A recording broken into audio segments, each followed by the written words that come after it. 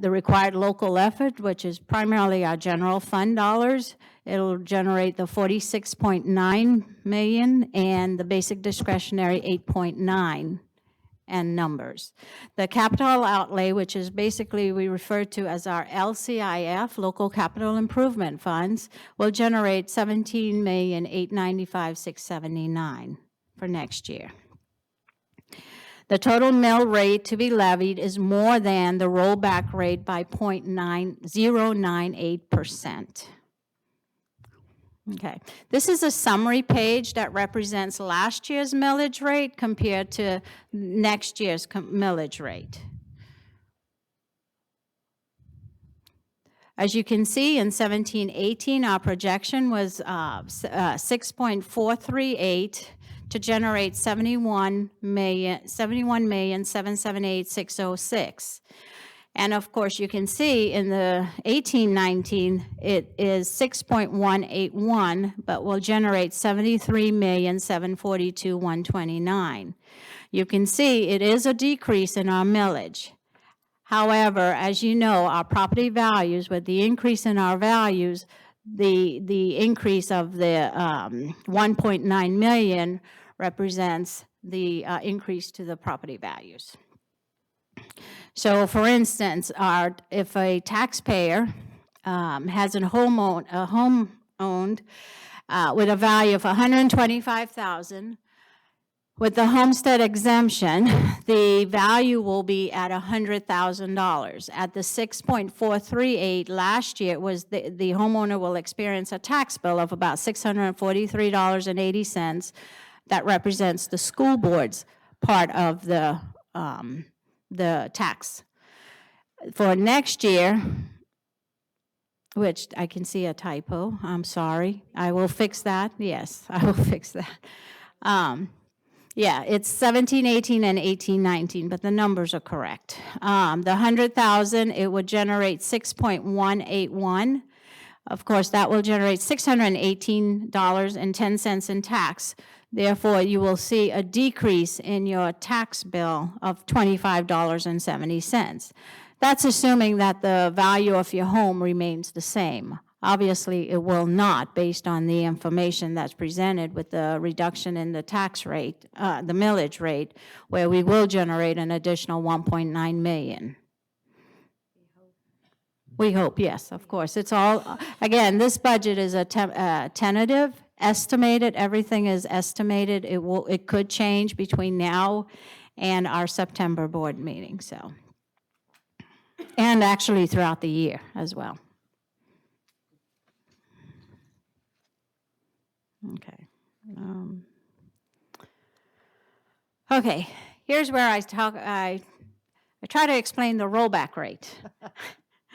Again, basically the rollback rate is the millage rate for the year, which would produce the same level of ad valorem tax revenue as was levied in the prior year. After adjusting the new taxable property value by backing out the net new construction and certain deletions, bottom line is, in order to generate the same tax bill that you had last year, we would need to roll back our millage rate by the 0.96 that we talked about in the other slide.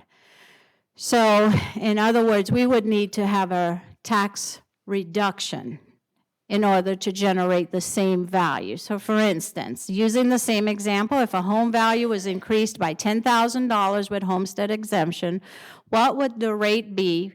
Would the homeowner need in order to pay the same $2,000 in taxes in 18? That is what is considered the rollback rate. So the calculation, in order to determine that tax rate, or that reduction, you would take the 135 less the 25,000, the homestead, which would leave you about 110,000 of a value. At the current rate, you would generate $2,200. So next year, last year you paid $2,000. This year you would pay $2,200. What would it take to pay just the $2,000? You would need to roll back our value from the $20 per 1,000 to $18. So instead of paying the 20, we would have to pay the 18. To get to the 18, we would have to reduce the millage some more.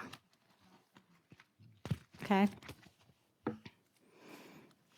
Okay. So basically, for today's meeting, these are the advertisements that would be placed in the newspaper on Thursday. This is our total budget. It is the proposed budget operating expenditures for the school district. It is 1.1% more than last year of our total operating expenditures. It is a total budget of $401,946,118. That represents general fund of $315,016,888. My eyes are going. Special revenue of $35,199,968. Debt service of about $6,448,081, and capital projects of about $45,280,280. Totaling a total budget of $401,946,118. Of course, those numbers do have our fund balance in there. So you can see our total fund balance in all funds is about $27 million.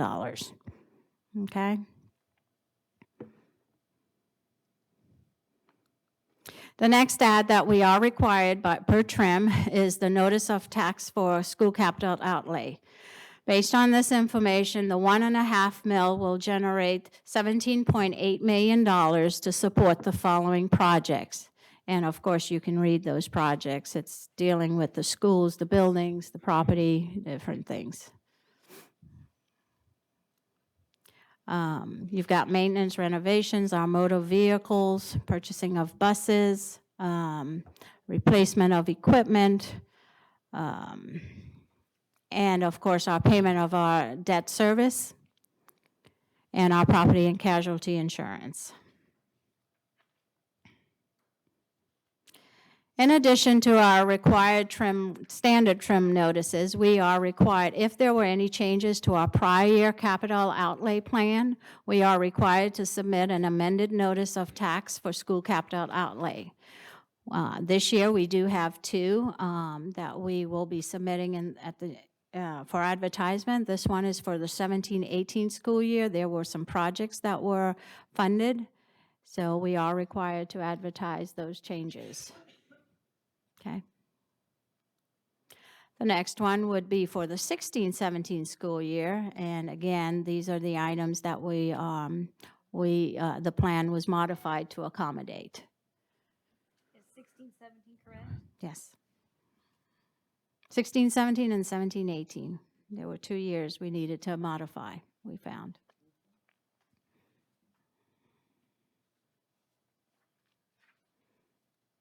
Oops, I went too fast.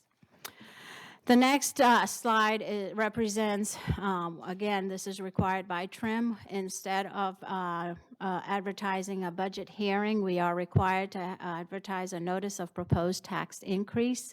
Because our revenue is going up, we did have our revenue went up, so therefore the initial proposed tax levy was $71,778,608, less certain value adjustment board and other assessment changes. Our actual property tax levy will be, should have been $71,731,628. However, this year, I'm sorry, that was last year. This year, there is an increase, so it's $73,742,129.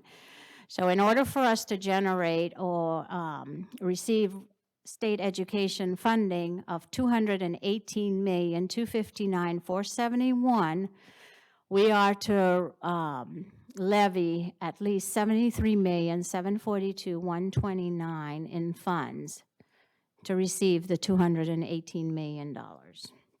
That is our required local effort.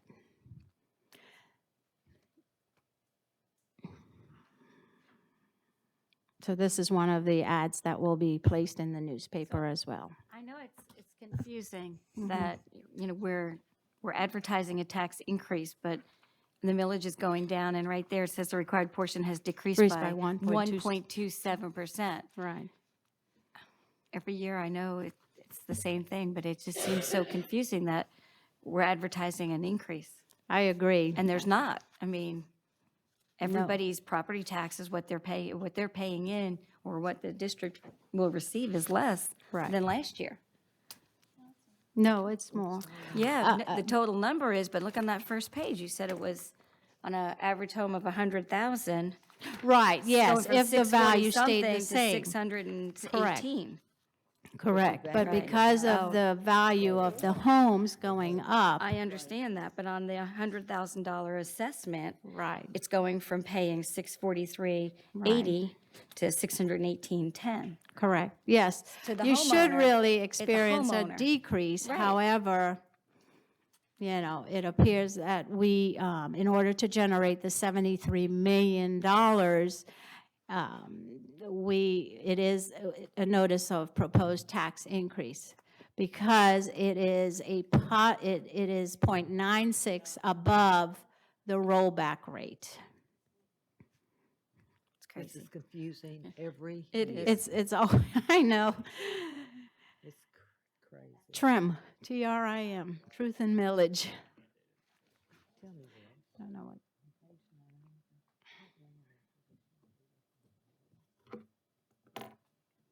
It's very, in a way, it's sort of confusing, very confusing. Because we're saying one thing, and then in another vein, we're saying, well, we're reducing our millage, but yet we're increasing our taxes.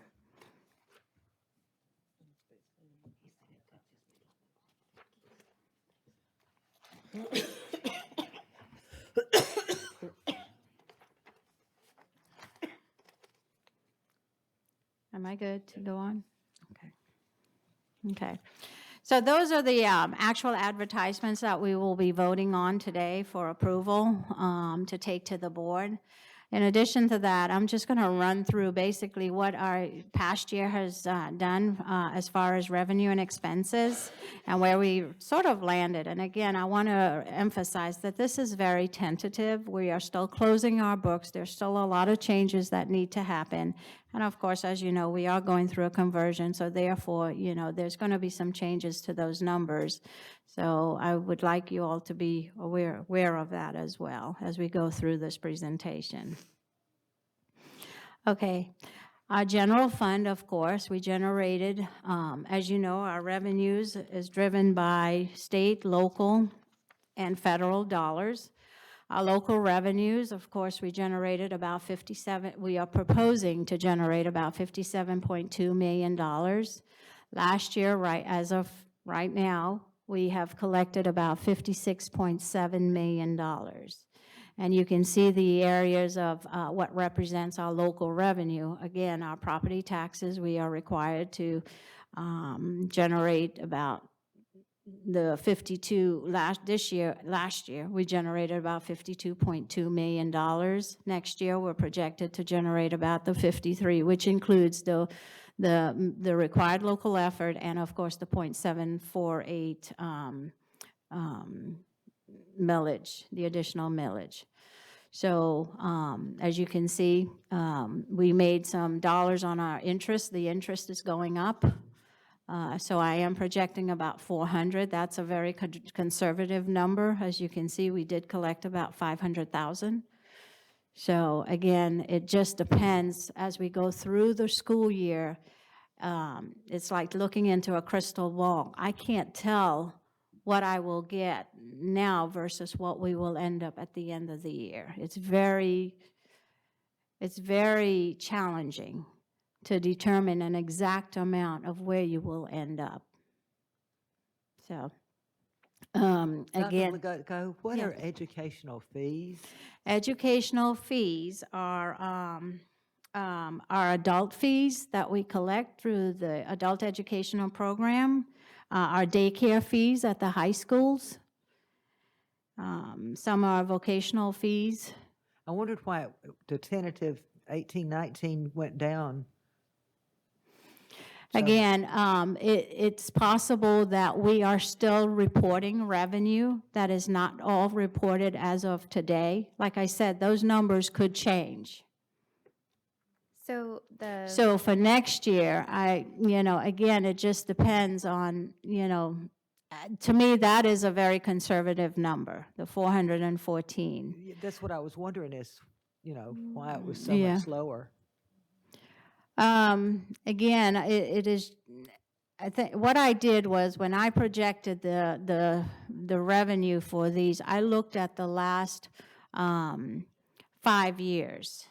And what happened was, at the time I did that, we had more entries in the collection of fees. Again, it's a timing of when I report, when things are reported. So again, the 414 at next year, when I'm bringing the same information to you, those fees could go up to that number. In September, based on the numbers, if that continues to go up, I could increase that number. Does that make sense? Again, when I started to build this budget, I felt it needed to be a conservative look at what we could potentially collect. Dr. Lokutko, just to be clear, on the last slide where you talked about the notice of proposed tax increase, and last year we have it at 71.8 million, and this coming year it's marked to be 73.7 million. Right. That is what you project, and then these numbers are what you actually collect. The 17-18 is what we have collected so far, and the 18-19 is what we are projected to collect, what we believe we may collect. That's, Yes. to me, significantly lower than the 71 million. Oh, the 53? The 53 represents, okay, 71 million includes the LCIF, the capital. Okay, that Yes. makes more sense. Okay. Yes, so if you go back, hold on. Yeah, if you look at the 46 and the 8, it's about 55 million. That's general fund. And school districts are required to budget 96% of those funds. I cannot budget the full amount. So that is why you'll see the 53 million. Okay? You'll see the 17 in the capital projects when we go through that one.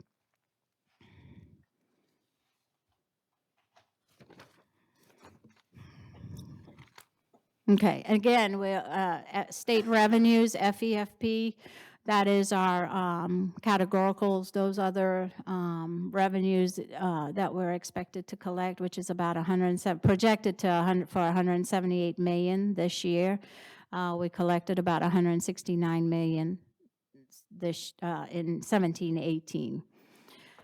Total in state revenue is about 216 million. We collected, we're projected to collect about 221,809. That's assuming our students show up.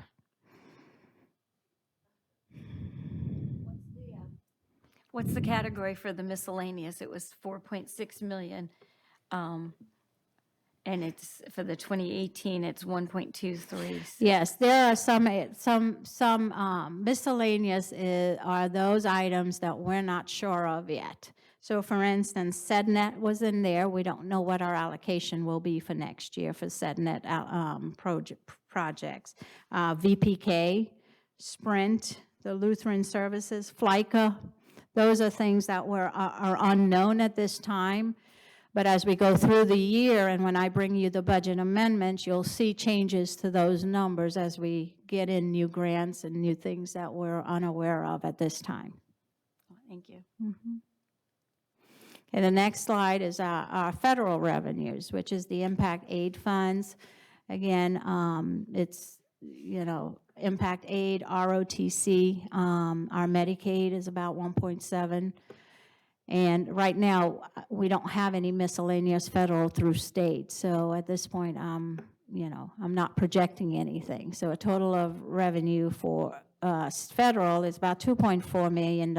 Total current revenue we're expecting or projecting for next year will be $281,531,759.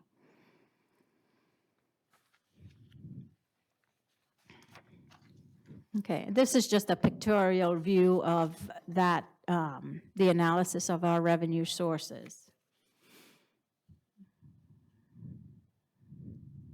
Okay. Finally, the last page represents a summary of all our funds. Basically, we ended up with our fund balance right now at about 4.52%, which represents about 12.4 million. Our beginning fund balance last year, 17-18, was 23,014,000. We experienced revenues of about 275 million. Less our expenditures about 270 million. So we had an excess of about 28 million. We had other financing sources, about 1.8, adjustments, transfers. So we ended the year right now at about 4.52% unreserved. And for next year, we're expecting our total funds available to be at 310.5 million. Our expenditures are expected to be about 292 million, 293 million. Our other financing sources is about 4.5 coming in. So we're ending our projected ending fund balance for next year is about 22 million, of which 12.7 will be unassigned, which represents a 4.54%.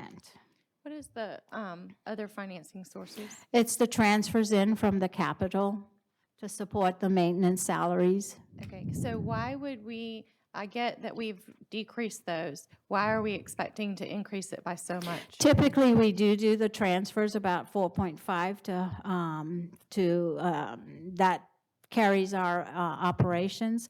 This past year, because we built a new school, all those capital funds remained in capital to support the new school.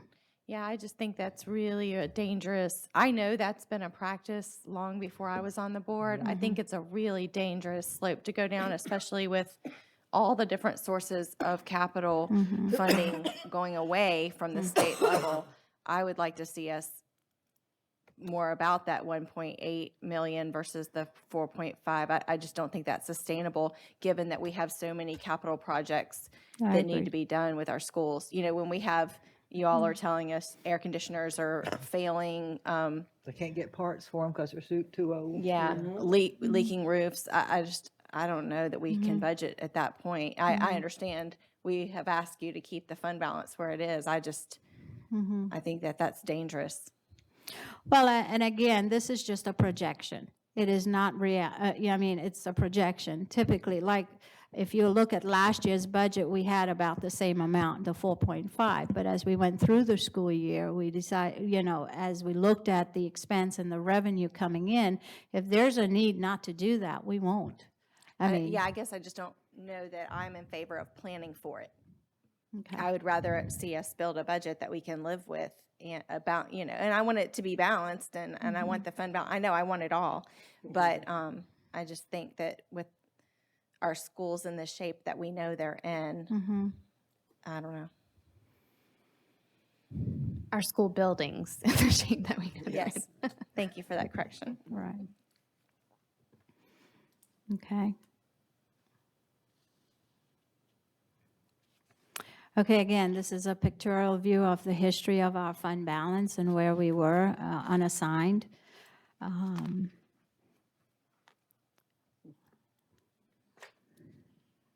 So it just gives you a brief history of the bell curve, I guess. We're on the upward swing, hopefully. We can continue to maintain that. Okay. Again, now we'll go into our general fund support. All our funds support these different categories: our schools, our centers, the other instruction services, our categorical programs, district, our allocations, some of our capital projects, and again, our fund balance. And there's our contingency fund must be at 3% in order to meet state requirements, state statutory requirements. Again, in another, going deeper, our funds are categorized in salaries, benefits, purchase services, energy services, materials and supplies, capital outlay, and other expenses. Okay, so this spreadsheet here represents our expenses by function code at the high level. That includes all our objects within that function. So as you can see, we spent the 270 in the different object function codes. And we are projecting to spend about 292,839,514, of which, you know, you've got your 5,000, which is instruction, your student personnel services, instructional material services. And again, these numbers will change. So on the instruction line, we have a 1.2% decrease in amount we're spending on instruction, yet we have an increased student enrollment projected, and we are constantly hearing about how we can't find teachers and can't hire teachers. So I guess I would challenge that we really could afford to pay less. I'm not following. So This- on the again, instruction line, we're showing a decrease in our okay, it's a decrease from the total budget. It's not a comparison from the 17-18 to the 18-19. It is what percent of that line represents the total budget. But again, so we're putting less money in instruction. So through the But- chair, can I say something as well? And if you look at it, the overall budget for the 18-19 tentative budget is more right. than the actually unaudited budget that we got from 17-18. So while the percentage may be a decrease, you see there's an increase in actual funds going to that pocket because there's Right. more funding to it. Right, but it's less money going toward instruction percentage-wise. If you look at it from percentage-wise, but more money. Yeah. What you have, in order for instruction, you've got to take the 5,000, the 6,100, the instructional media, the curriculum and development. This represents the schools, it represents everything, all the object codes. Yeah, that makes So it worse. Then there's even less because we're decreasing by more. I guess No. it's just, you know, we've touted that we're proud of how much money we put directly in the classrooms. I'm just challenging the thinking. Yeah, through the chair, we continue to, and I think I did 2 years ago or 20 months ago, talked about how we were a little heavy in putting money into the classroom, not on the classroom, and we continue to have services, provide the accurate services for our kids. It shows in our grades and it shows in the movement that we've had all school year. So we're really confident about this budget being able to really meet the needs of our learners and continue to improve teaching and learning.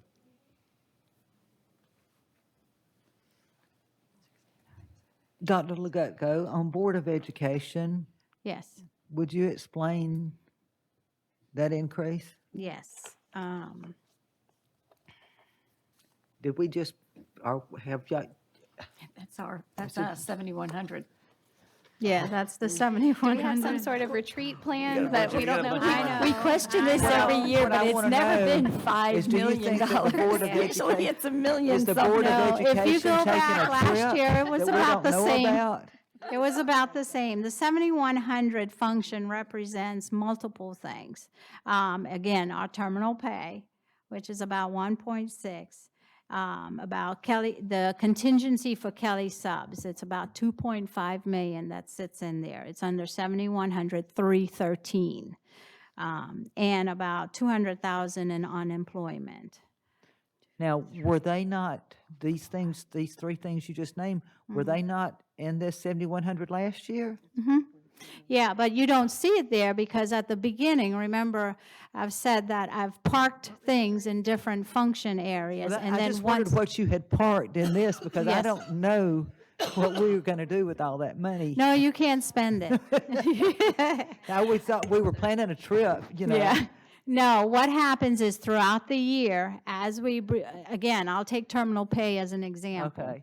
Once we know who's actually leaving the system, there's expenses that incur. We're paying off, their terminal pay.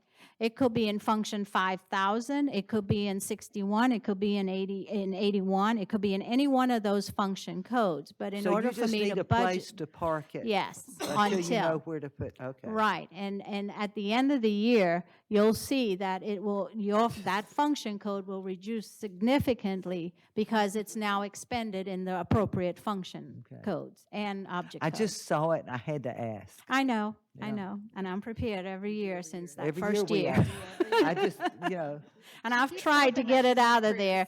I know, I've called DOE, I've asked them, and they said, you have to find a place to park it. well, And we're And it good. supports the board is the entire school district, so therefore it supports everything. I Right. think it just gives the impression that we're out spending money when in fact we're not. As a You don't board. have it to spend. We know don't. that. We We just don't want the have public to know we know that.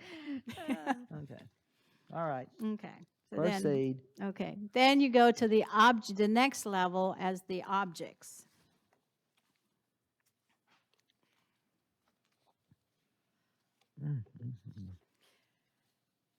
And as you can see, our salaries went up by about 2.5 million. And keep in mind also, we're opening a new school. So a lot of the increase, not a lot of it, but some of the increase is impacted by the new school. It's a whole new budget that we added towards the standard budget. It's about, I think, 2 million, maybe $2.5 million. So the employee benefits, our benefits went up. We increased our health insurance contribution. Our retirement increased significantly this year, went up by the state. And then, of course, any raises that will take place will be impacted by that as well. And then the employees of the new school is there as well, so.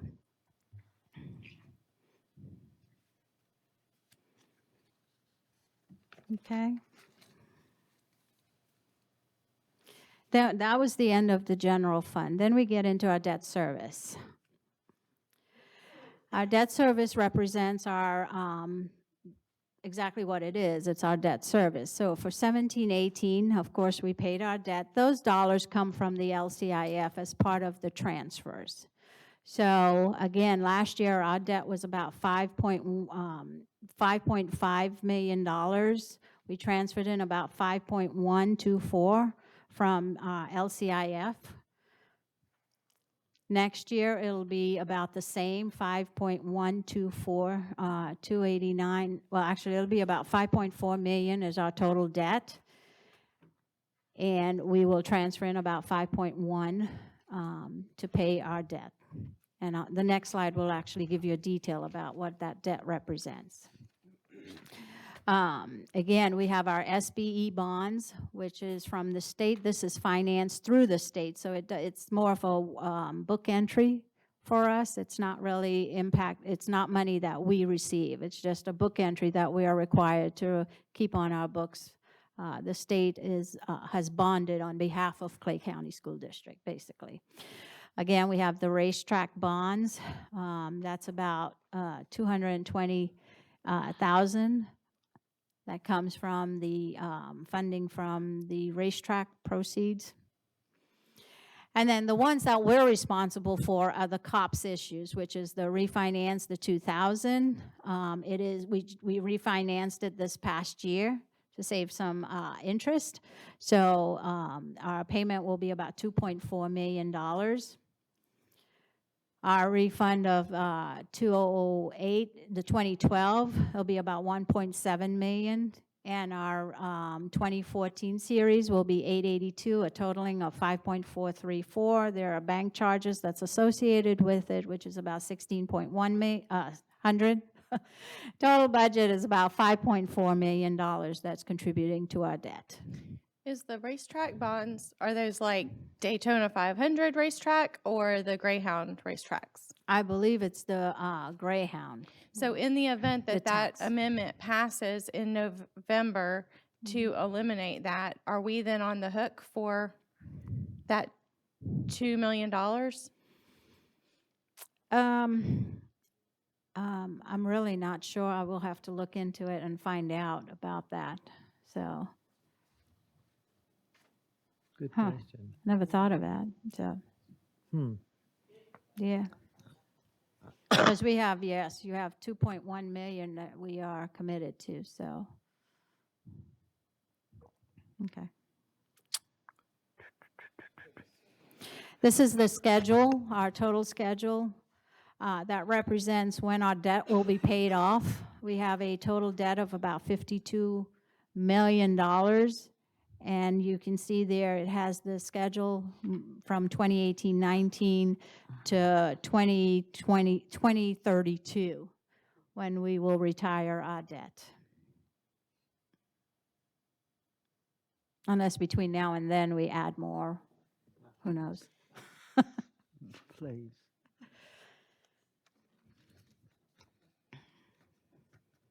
Okay, and this is a summary of it again, just showing you the state school bonds, what they are, the interest and principal, and what the total debt is. It's just another way of looking at it.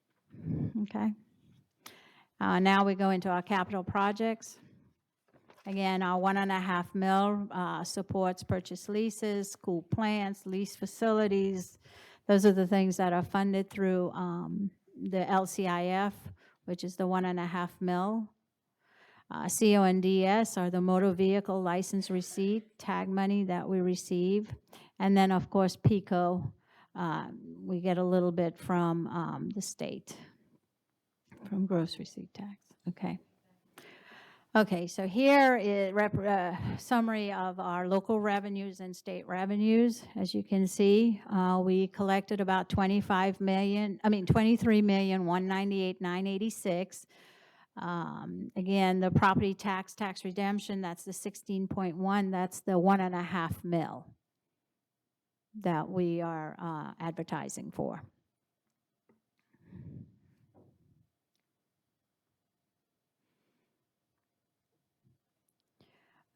As you can see, the impact fees went down slightly this year in our collections because of the change in the timing of when we actually collect our fees. So you can see the impact of that. We collected 4.7. We actually projected about 6 million. So hopefully, we'll catch up. And then, of course, our state revenue. We receive some dollars from the state, not a whole lot, but the total revenue is expected is about 27.2 million. The majority of our dollars that come in for capital is from our local dollars.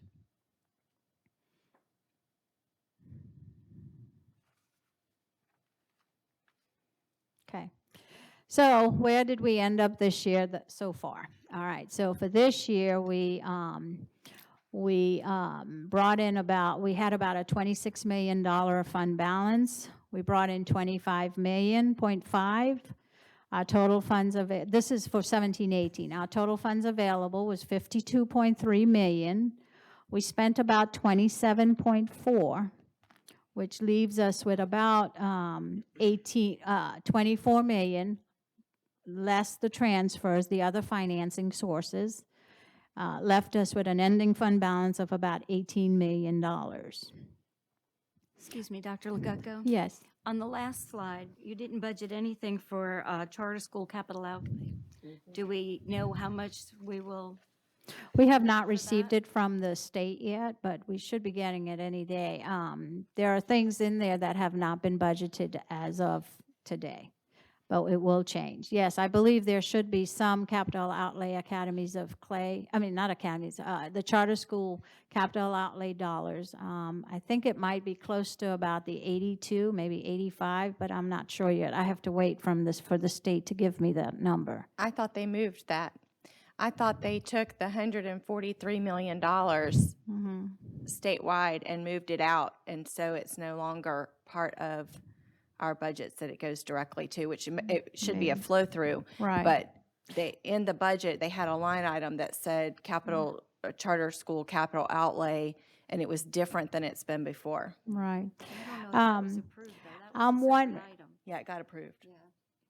Yes. I am waiting to hear from Suzanne Tart from the Facilities Division at DOE to provide me with any information that I need to populate in there, if any. Yeah, so. Because we really, I'm trying to think too, as far as the property tax, the charters are eligible for some of that too, and I thought there was some language. There's two different kinds of revenue going to the charters. Our local property tax that goes to the charters, as well as this capital outlay dollars. And this one, I believe, is a flow-through.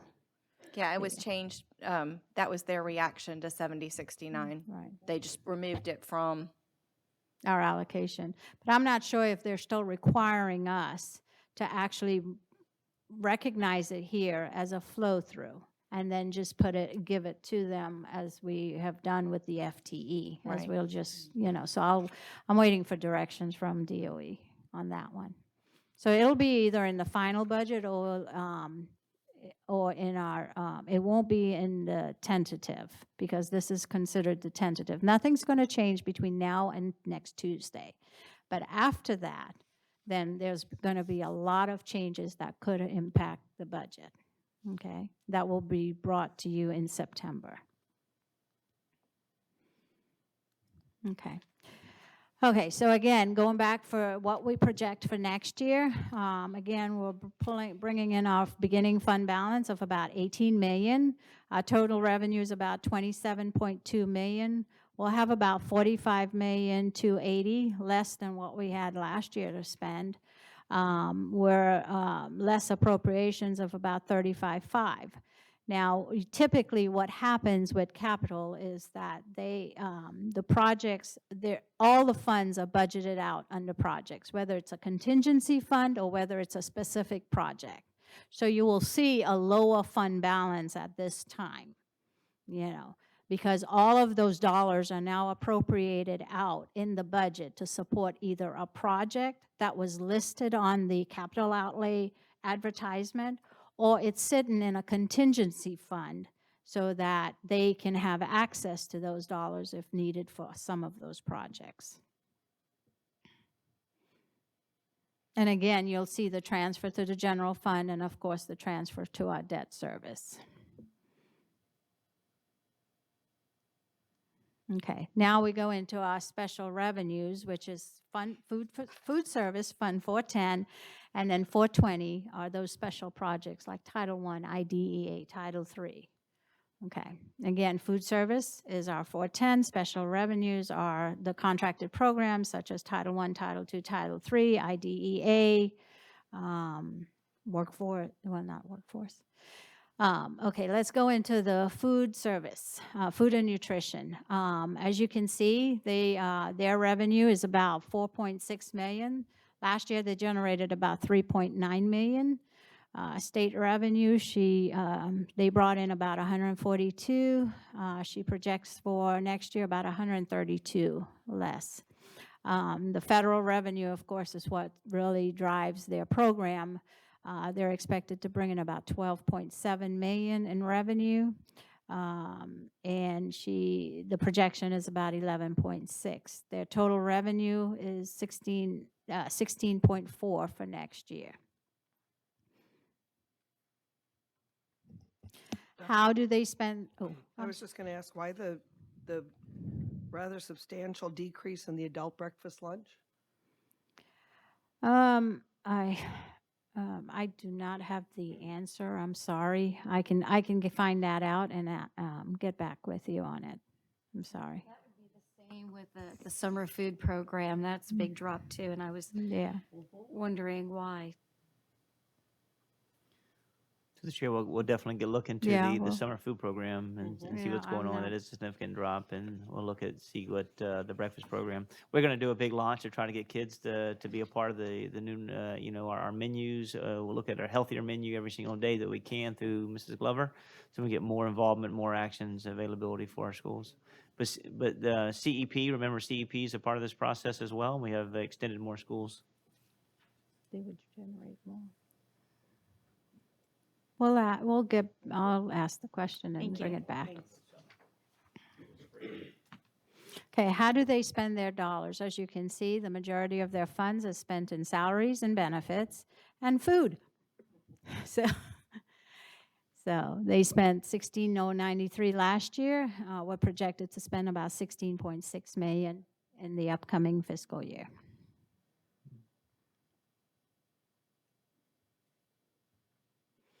And where did they end up last year versus what we project to be in next year? Their beginning fund balance was about 3.9 last year. They brought in about 16.8 in revenue, less the appropriations, about 16.093. Their ending fund balance was about 4.7 million.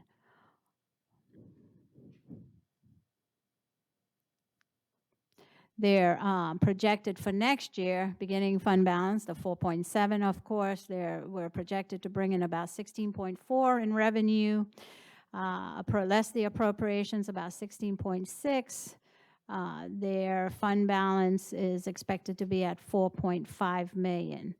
And typically, that is a good fund balance. They, by National Lund School program, they are required to maintain at least 3 months of 3 months of expenditures in their to maintain at least that much in their fund balance. So this is about what they typically will spend for the 3 months.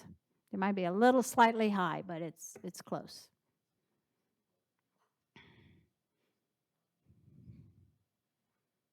Okay.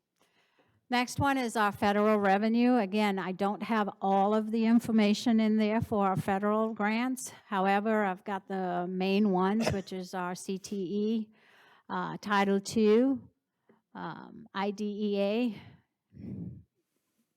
7.8 million, Title I, 4.9, DODEA. DODEA has dropped significantly because those grants, I believe 2 of the grants have closed. So we still have 1 that we're maintaining, which is, we have left over the final, I believe this is the final year, which is about 233,000. And of course, our Title III went up slightly.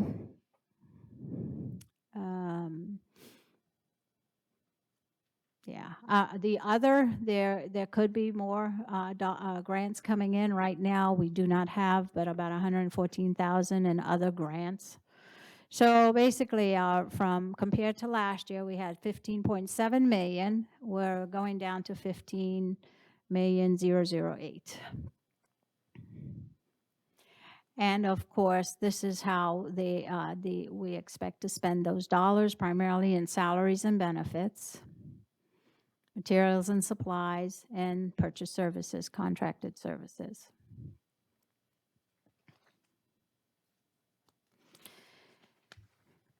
Typically, in federal special revenue contracted programs, we are not allowed to maintain a fund balance. We incur the expense, and we draw down the funds at that time. So there is no fund balance available in those funds. Revenue matches expenditures. Okay, now we get into the self-insurance fund, which is our the property and casualty. It covers our excess property, automobile liability, workers' comp, crime, boiler and machinery, errors and omission, and all those other things that's listed there. Student catastrophic excess medical insurance, and student accident insurance. And basically what we do is the workers' comp that's charged as part of our benefits program, that is what's charges for services. It goes into this program to help support the cost of paying our claims. So about $2.5 million comes from our workers' comp benefits portion. All right, so here we have where our total operating revenue is about 3.4 this year. Employee benefits, we brought in about 1.3. Purchase services, about 1.2. It ended up being about 2.5 in expenses. That represents claims, lawsuits, everything that you can think of. So again, part of the dollars, our interest income was about 51,000. There was that transfer from our general fund to help operate that program. Our total net assets is about 2.7. July 1, at the end of this year, it ended up being about 4.6. And keep in mind, in order to maintain this program, because we are self-insured, we have an actuary that comes in and tells us, okay, in order to support your claims, you are to maintain X amount of dollars. So, you know, the idea is to build our reserve so that we can pay for our claims of about $2.5 million and still have the reserves for any catastrophic or any other claims that do come in. So the same with the future for next year. Again, we are planning on bringing in about 2.5 million in revenues.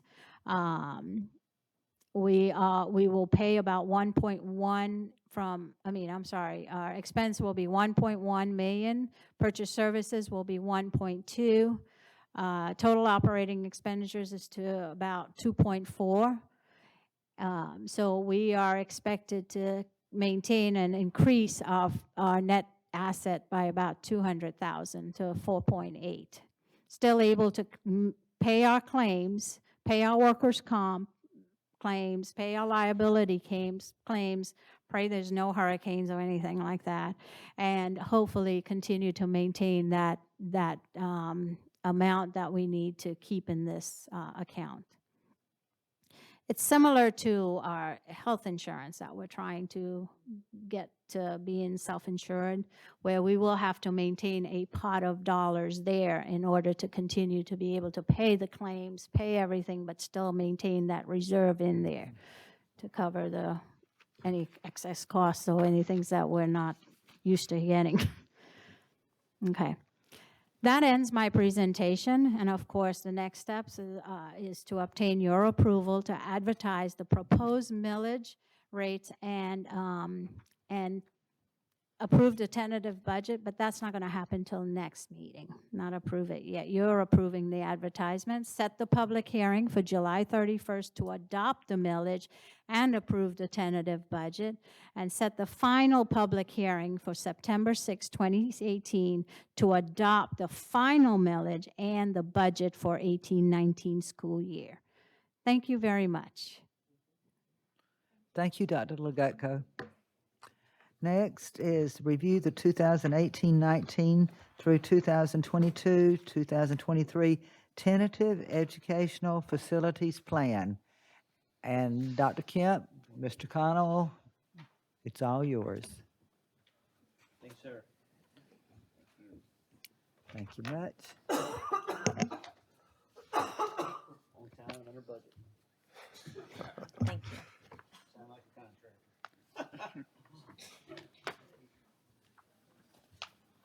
Is this different? Yes, one is the plan, one is the.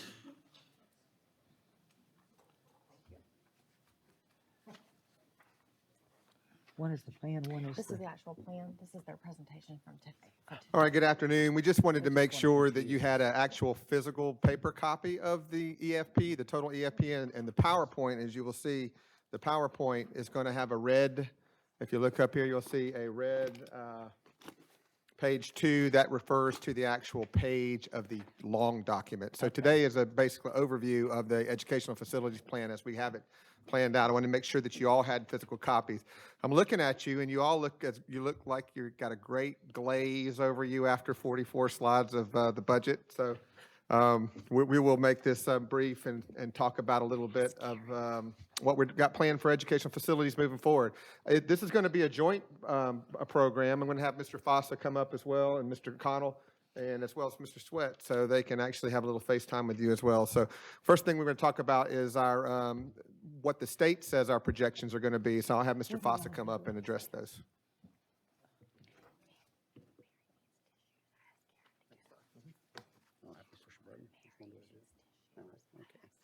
Good afternoon. All right, so what you're looking at here is the the capital outlay, this is what the state says that our projections are going to be. And you can see right here in 2018-19, they say we're going to be about 35,609. And then you project it out about 5 years, and that takes us to 37,008. And that is about a 4.5% increase over the next 5 years. Again, this is what the state says that we have to use for our numbers. If you're looking at what's going on in the county, you'll see that there's a lot of growth going on. So last year when we did we had our study done by Urbanomics, they contended this number a little bit. So I think we're going to be a little higher than this, to tell you the truth. But this is what the state says that we need to go by. All right, so here's our proposed schools. If you're looking for the next 5 years, I'm looking that we should be putting one in on County Road 315. If you've got a chance to drive over by Rosemary, you'll see right now Magnolia West Phase 3 is going in. So we actually own, you already know that, we own a piece of property out there right now, and with all the growth that's going in that area, I'm projecting that would be our next school, Elementary R. And then in the next 6 to 10 years, hopefully looking at up on Fleming Island, at K through 8, and then the elementary school out in Two Creeks. That's that piece of property that we had bought. Just good news. We've only got about 60 permits to go, and we'll have that all paid off. So I'm pretty excited about that. Does And that then- take into account the extension of Tynes Boulevard all the way through? The extension of Tynes Boulevard all the way through, part of that will be going to the new school, which we had discussed earlier. Okay. And then part of that also will go down to, is supposed to go to Tynes, and that's where that would come into effect. Okay.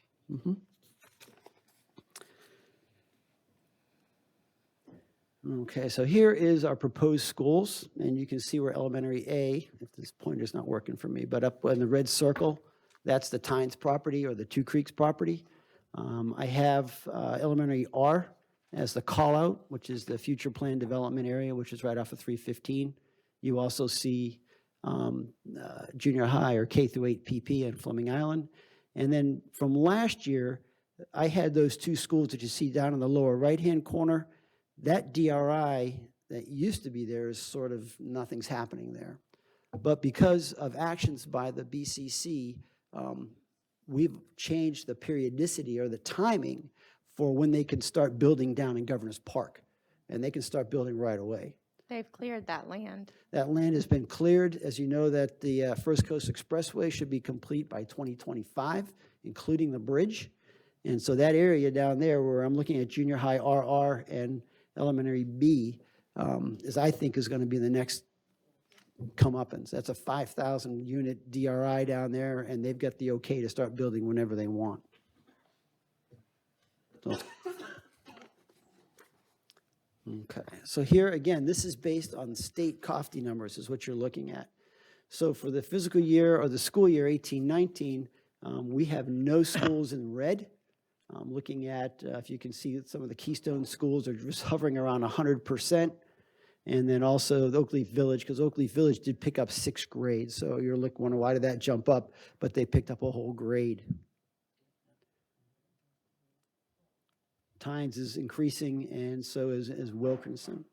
You're not really seeing any of our schools in any type of extremis out until probably 21, 22. And we're in great shape with the junior highs and the high schools. Again, this is based on state mandated COFTI numbers. Okay, pending any questions you may have, that is the end of my presentation. You got it? Thank you, Mr. Fossa. You got it. I also want to say that the opening of the First Coast Expressway is going to bring considerable growth to us over time. So when we talk about the numbers today, we talk about the numbers we have to operate off from the state. The state only knows what the state knows about. Mr. Fossa has the opportunity to see into the future as far as what's happening with the number of planned developments that are coming up. I strongly recommend that we have an informational workshop, Mr. Superintendent, sometime, just to give you guys an update on the proposed growth and all the developments that are out there that we know about that the state is yet to know about. They're always in arrears, so we'll go from there. So that was the utilization. Dr. Talk- Kim, can Yes, I ma'am. ask you one question back on Mr. Foss's that I didn't ask? We don't own property in the Governor's Park area, right? But we don't have the property. That's correct. Okay. However, that DRI has land that they're supposed to give to us. I started So to that say, land isn't is that, for isn't that. that in the deal? Yep. But the other locations we do own already. We already own the one on 315, and we also own the one that's up on Tynes, Two Creeks. And Fleming Island. I have a question. But in that DRI, who's going to be negotiating on this? Through the chair, make sure I'm correct, through the master plan, they have to designate a They- location for the school, and then from that point, then they would engage us. That's how we got Fleming That's Island. exactly how Yeah. we. Okay. I have So a they- question. They're not gifting it to us? They We- gifted, through the they chair, we'll gifted try to to get us gifts. with credits, on our impact fee credits, so it's not really a gift, so, Nothing's ever free. no, it never is. We'd love to have it, it's good. When we're looking at capacity that you've projected in this, does it take into account the removal of any portables? At this particular time, I am trying to remove portables, and those numbers will increase as we start pulling them out. That's what I was wondering, if that's already been, okay. So do you have a projection for how many you plan to remove each year, or We are trying to remove about 50 a year. 50 a And we're year? real close to that goal. Did you this say year, for sure. 15 or 50? 50. 5-0. And so that is built into this plan? Not into this plan. These are COFTI numbers, so, and I Okay. can't touch those numbers Okay. because that's what the state From the says we state. have. Okay. Thank you. Okay. Good job, Mr. Fazio. Two things, very interested in portable reduction. And also, there is never, anytime they gift or the developers leave us a piece of land on a piece of property, it's usually not, it's not to our advantage all the time. You let Fleming Island be a note of that, of the wetlands we received there and what we had Yeah. to do to get it prepared. So with that said, we're going to go right on into the bus, the ESC bus, the bus management plan and what we got planned for buses. That's always an issue that comes up. I have Mr. Sweat here to answer any questions on this as well. But we are planning on purchasing 14 ESC buses this year. And as far as our regular plan, and we are going to retrofit with air conditioning 18 buses, as we said. And we should get back onto the regular bus plan and next year, hopefully. So after those 18 are retrofitted, how many buses do we have rolling on the roads without AC after that? We probably have about 40% that don't have ACs after that, but those are. Hey, but we're over halfway. Yeah, That's we're over good. We're halfway, making yeah. progress. Okay. Good. Yeah. Very good. Is there any questions about the chart? We're putting 14 ESC buses this year, and then we're not going to get any regular ed buses at all this year because we have enough of those, but then next year, we look to replace Okay. another 19 of those, so ESC is where we see an immediate need, so that's why we're going to do that this year. And the new buses we buy do have AC. Yes, ma'am. And we're They'll come with gradually AC. getting the old buses. Yeah, the old buses, the ones we want retrofit are just too old. Yeah. So anything going forward will have ACs in them. So Okay. But some of our old buses are so old, we don't want to put AC on them. That's We correct, want to yep. send them to the bus graveyard. Yes, ma'am. Yes, ma'am, we will eventually. That'll probably happen more towards next year with the 19 Gotcha. replacements. Okay. I have two questions not related to each other. One, have you had maintenance problems with any of the retrofitted air conditioning units? Well, a little bit. We, some of the rough roads in Keystone kind of loosen up some of the bolts out there and some of the screws and things like that. So we've taken it back and we remanufactured some of them. So the ones that we're doing with the 18 are roof mounted, so we won't have any more problems with them, so. Okay. And my second question, unrelated, is did you have to add a bus route or two for the new school or not? We have 4 buses at the new school. Oddly enough, the routers put it together, and we are exactly on how many we did last year, so we didn't have to increase any or decrease. So it took some work, and that's to start off the school year with, so hopefully we can maintain that. And so we won't get those calls on the double backs or whatever they We, call yeah, well, I wish I could promise you that, but that'll probably happen still just based on attendance. Okay. But the amount of buses, it looks like we're good for this year on the amount of buses we have, so.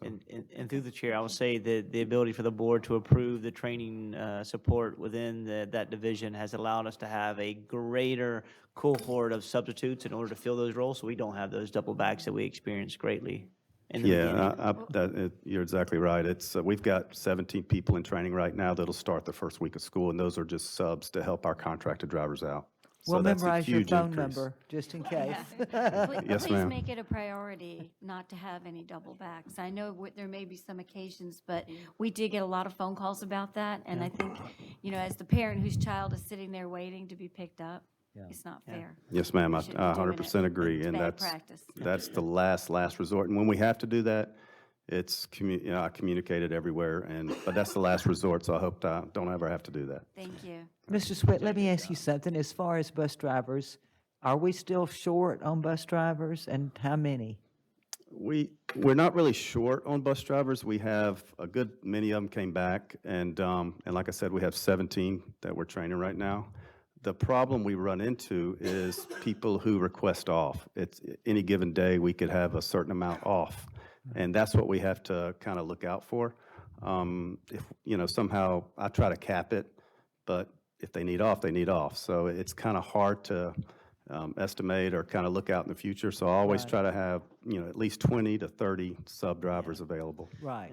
And through the chair, if we can get, it's about us continuing with a wellness program to help and assist for every employee. And if we can get that sub remember, we used to have subs that were like 9 or 10, but now we're around 17. If we can get it to 30, we'll be able to address any need over and beyond and actually have double individuals on a bus if need be. That's right. I mean, the more if I could have 20 to 30, and that's our goal, is to try to maintain 20 to 30 of those subs, to help out, so. Hey, it sounds a lot better than it has in the past. Yes, it's a Thank lot you. better. You're welcome. Yeah, I also want to state that the same dilemma that we experienced this morning, we talked about teacher attendance and the Kelly subs. Mr. Swett and the transportation team have that same challenge every morning at 5 o'clock in the morning when they find out who couldn't come in or who called in sick. So therefore, that's especially holidays and, employees have their entitled leave and they're allowed to use it and take it when they need to take it. It certainly puts a challenge on the crew every morning to determine, what can we do to make sure that we do everything within our power to limit double backs. And they're doing a pretty good job with that, with the variables that they can control. You got your license so you can sub? I've been asked to get my CDL. I may have to look into that in the near I future. think that'd be good. For my own professional development. He's- Okay, let's get into the meat. Let's get into the meat of the projected revenue. I'm going to ask Mr. Connell, our interim director for facilities, the legend, to come up. I was just sitting here, Mr. Connell, thinking, how many years have you sat through this presentation or performed? It has been many, many years. Why does he call you many. interim? Because he can't convince me to work full-time yet. Through the chair, we have a lot of schools. keep telling them I'm too old to work full-time. I thought we approved you coming on as of July 1st, not interim. In his mind, he's interim. Yeah. We're trying to Keep keep- telling myself that, and last week I was working every day, and so far this week every day. Hey, this is interfering It's in not your what I other envisioned for other retirement, life. but I'm getting there. All right, I'm going to go over some numbers. Dr. Legucko mentioned several of these already. I want to just highlight a few things here. She mentioned LCIF, just a little over 17 million. That's about what we've been running. PICO new construction, you'll see 0 this year. That's what we've received for about the last 7 or 8 years. And while the state does give us projections, when we get to that year, it seems to always go to 0. So I don't believe those out-year numbers. CONDS, well, we were surprised this year. For about the last 20, we've been running a little less than $500,000. I don't understand why, but it jumped up, so we're a little over $1 million on there right now, so that was a good thing. PICO maintenance, that goes to the maintenance department, Phil Hans and his folks. You can see that we get a whopping $864,000 to maintain the 40 campuses as well as 2 transportation compounds and all the ancillary facilities we have. It doesn't go real far. Impact fees, Dr. Legucko mentioned, we're still projecting $5 million. We took in a little less than that this year. Hopefully that curve from the collection change will catch back up. The BCC sales surtax, that is, on this page at least, they pass through, it goes straight to the Information Services Department for their use. A new fund this year, the Facility Security Grant, we received a letter from the state saying no district will receive less than $100,000. So we're planning on that. And once they get the instructions out on how to apply for more, we will apply for more. So hopefully that'll go up some.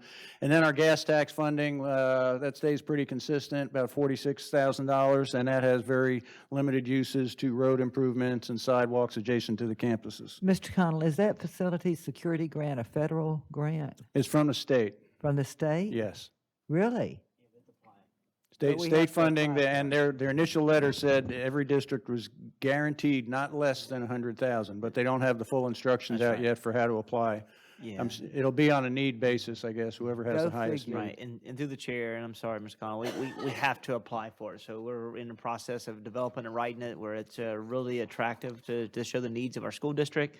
And we are really optimistic that we'll get, we are in great hope that we'll have significant more money than that in order to support our And they've schools. given us the information on how to Yes, apply? ma'am, we have all Yeah, that. we're still waiting on the details for that. August 1. All right, here's our capital outlay expenditures. This is the money out of that revenue I just showed you. This is what goes away right off the top. These are our recurring expenses, and Dr. Gutko mentioned several of these already. Paying off our debt service, repay our COPs, district-wide funds for that generally goes to the furniture and the ERP system, property and casualty insurance, technology, you'll see that 1,700 on there, that I mentioned, that goes straight to them. Maintenance department for salaries, facilities for salaries, and then transportation. That leaves us with, or that totals up to about 13 million, just 13 and a half. That comes off the top of what we can actually do things with. Dr. Kempton, do you want to talk about this one? So the slide you're looking at now looks at the estimated new revenue at 25, and after we look at district capital outlay expenditures, the total funds available after that is 12.3 million. So when you take a look at the last four lines, you look at impact fees, you look at gas tax, PICO special maintenance. Look at PICO special maintenance a second. When you take 848, and you divide it by approximately 50 facilities, we end up getting about $17,000 per school for the year to try to maintain them. So therefore, that's in a perfect world. If they all broke at the same rate and we could actually equitably apply that across the board, that'd be great. When you look at the other funding available for construction at 6.4, that's about $120,000 per facility. Now that's not 128. That sounds like a lot of money per facility, times 50 facilities. But just let me give you an example. Just the rooftop unit replacements at Wilkinson Junior High was close to $500,000. One chiller at Orange Park High School's gym, the big chillers, is over $1 million. It actually, it takes up our whole maintenance budget for the year. So, I think it's in a perfect world, it'd be great if we could spend $128,000 per facility, but unfortunately, due to deferred maintenance, what we end up doing is what breaks first is the problem. Where's the biggest crisis today? And it's often HVAC related, and it's very expensive. So it's one of the reasons we've been talking for the last year about we need another revenue stream, and we're working towards that. So that kind of sums up the educational facilities plan. I also want to reiterate that it's that's true, we have a few more, but these figures are tentative too. Okay. All right, I hope your eyes are better than mine. That's why we gave you the hard copy. Hopefully you can see that. I'm not going to go line by line. This is the expenditures by the maintenance department of that $864,000. As you look down there, this is all the routine maintenance and repair, things we know have to be replaced, taking care of the things that break on us that we don't plan for, and we do plan on things that wear out. We know systems, HVAC systems, fire alarms, roofs, they all have lifespans. You'll see flooring, nothing super exciting on here. This is the routine maintenance and repair that the maintenance department takes care of. All right, the next several pages, again, I'll save you the pain of reading this line by line. This is the other funding or other capital outlay, LCIF, impact fees, CONDS, the gas tax. This is managed by the facilities department. Some of these we fund maintenance programs, and Phil will manage those. You can see one or two of them on there, like down towards the bottom, fire alarm replacement, campus-wide at Fleming Island Elementary. They don't have the funds to do that, so we're funding it out of the other side of our capital outlay, and they will manage it. Nothing super exciting out of the 4 or 5 pages you'll see here, and this will run out for our 5-year period. If I can point out one of the bigger jobs, about 2/3 of the way down there, Doctors Inlet Elementary. We're going to try and get around to that cafeteria expansion finally. It's been kicked around for years and years. You'll see that 80,000 is our proposed design fees. We'll get a design team on board and hopefully figure out how to do that, because it's extremely challenging project to figure out how to expand that cafeteria on an active campus. That's why it hasn't happened. It is very complicated. And then we're funding, hopefully, the construction the following year. This process starts in about February. We go out to all the staff departments at the district and all the schools. We talk to maintenance, we talk to our code inspectors and figure out where the needs are. We send letters out to the schools asking for their needs. We get a lot of wants, and then we try and prioritize that down to needs. But we then prioritize all that information based on, this year it was safety and security, ADA compliance, maintaining what we have to limit further damage to systems, roofs, HVAC, fire alarms, those sorts of things. Then our capacity needs, and we are funding some relocatable reduction. It does cost us money to get rid of portables. It costs us to keep them, to maintain them, to move them, and when we want to get rid of them, we still got to pay some to get rid of them. So we're working on that. So nothing big here. If you flip out, and I won't even go to the next couple of pages, you can... Can I ask a question before you move forward? Yes. The Keystone Elementary, the parent pickup, I know last year, Which one? Keystone Elementary parent pickup, I think we purchased some property. We did. We Is did. We that- did some property, and I believe we have a line in here. I couldn't tell you exactly where it is, but we're going to do some design work, and we have a concept to, improve that a little bit. Well, how will the start of this school year be? Have we done anything to, To that be situation? perfectly honest, we own the land, and they'll probably be parking on grass till we get Okay. a design done. Some of the other projects here, I mentioned, that's the one I already mentioned, that's why it's still there. If you go out a year or two, you can see another big one there, Orange Park High, HVAC replacement, million, design fees, and then $1 million just to replace that system. Somewhere here in the out years, we're going to see that school pop up down towards the bottom with a roughly $22 million price tag. Hopefully, we are being conservative and we're going to use impact fees for that as we have with the last school. We're rolling those forward because we have to use impact fees for capacity. And we're being conservative enough and rolling enough funds out that when we get there, we should be able to fund that without a loan.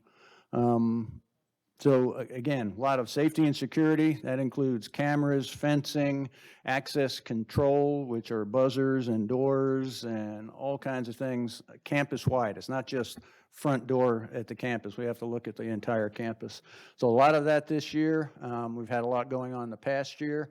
And then you'll see a lot of other things that we need to get to. Emergency generators, re-roofing, stuff wears out, lockers, wall lockers, hallway lockers, they wear out after time. So we're trying to keep up with as much of that as we can.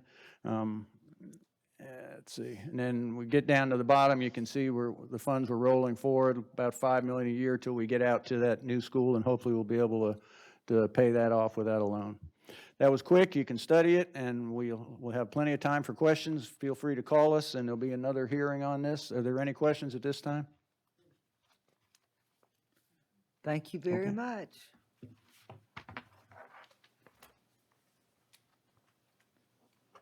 Okay. Number 3, advertisement for the 2018-19 tentative budget and millages.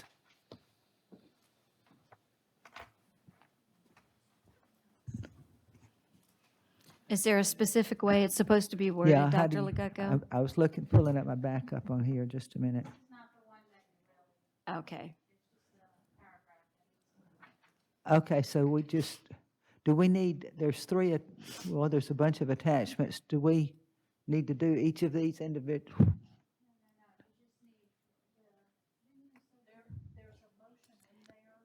I'm looking. It's on the side. It's under the action. Motion to authorize publication of legal notice. Oh, you mean not on the backup? Right. All right, hang on a minute. It's on the agenda screen. Okay, just a minute. Okay, I'll entertain a motion.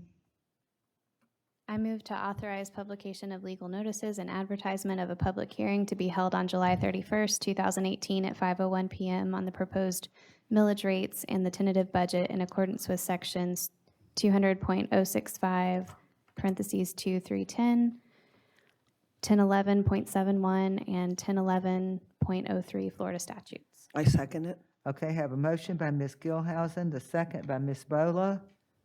Any discussion? Just to be clear, we're only voting to advertise and Yeah. have the public hearing, not that we're approving it. Right. Right. This is the advertisement for. And it's just the tentative. There could possibly be changes. So this is Okay. the All tho- estimates as of now. All those in favor indicate by saying aye. Aye. All opposed, say no. Motion carries 5-0.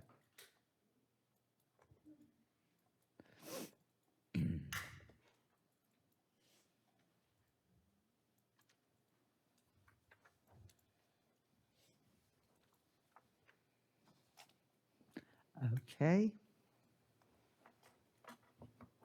Next, job description for Chief of Elementary Education.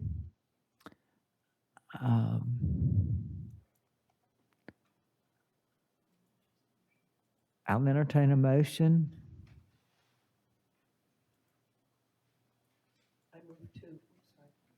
I move to approve the job description for the Chief of Elementary Education.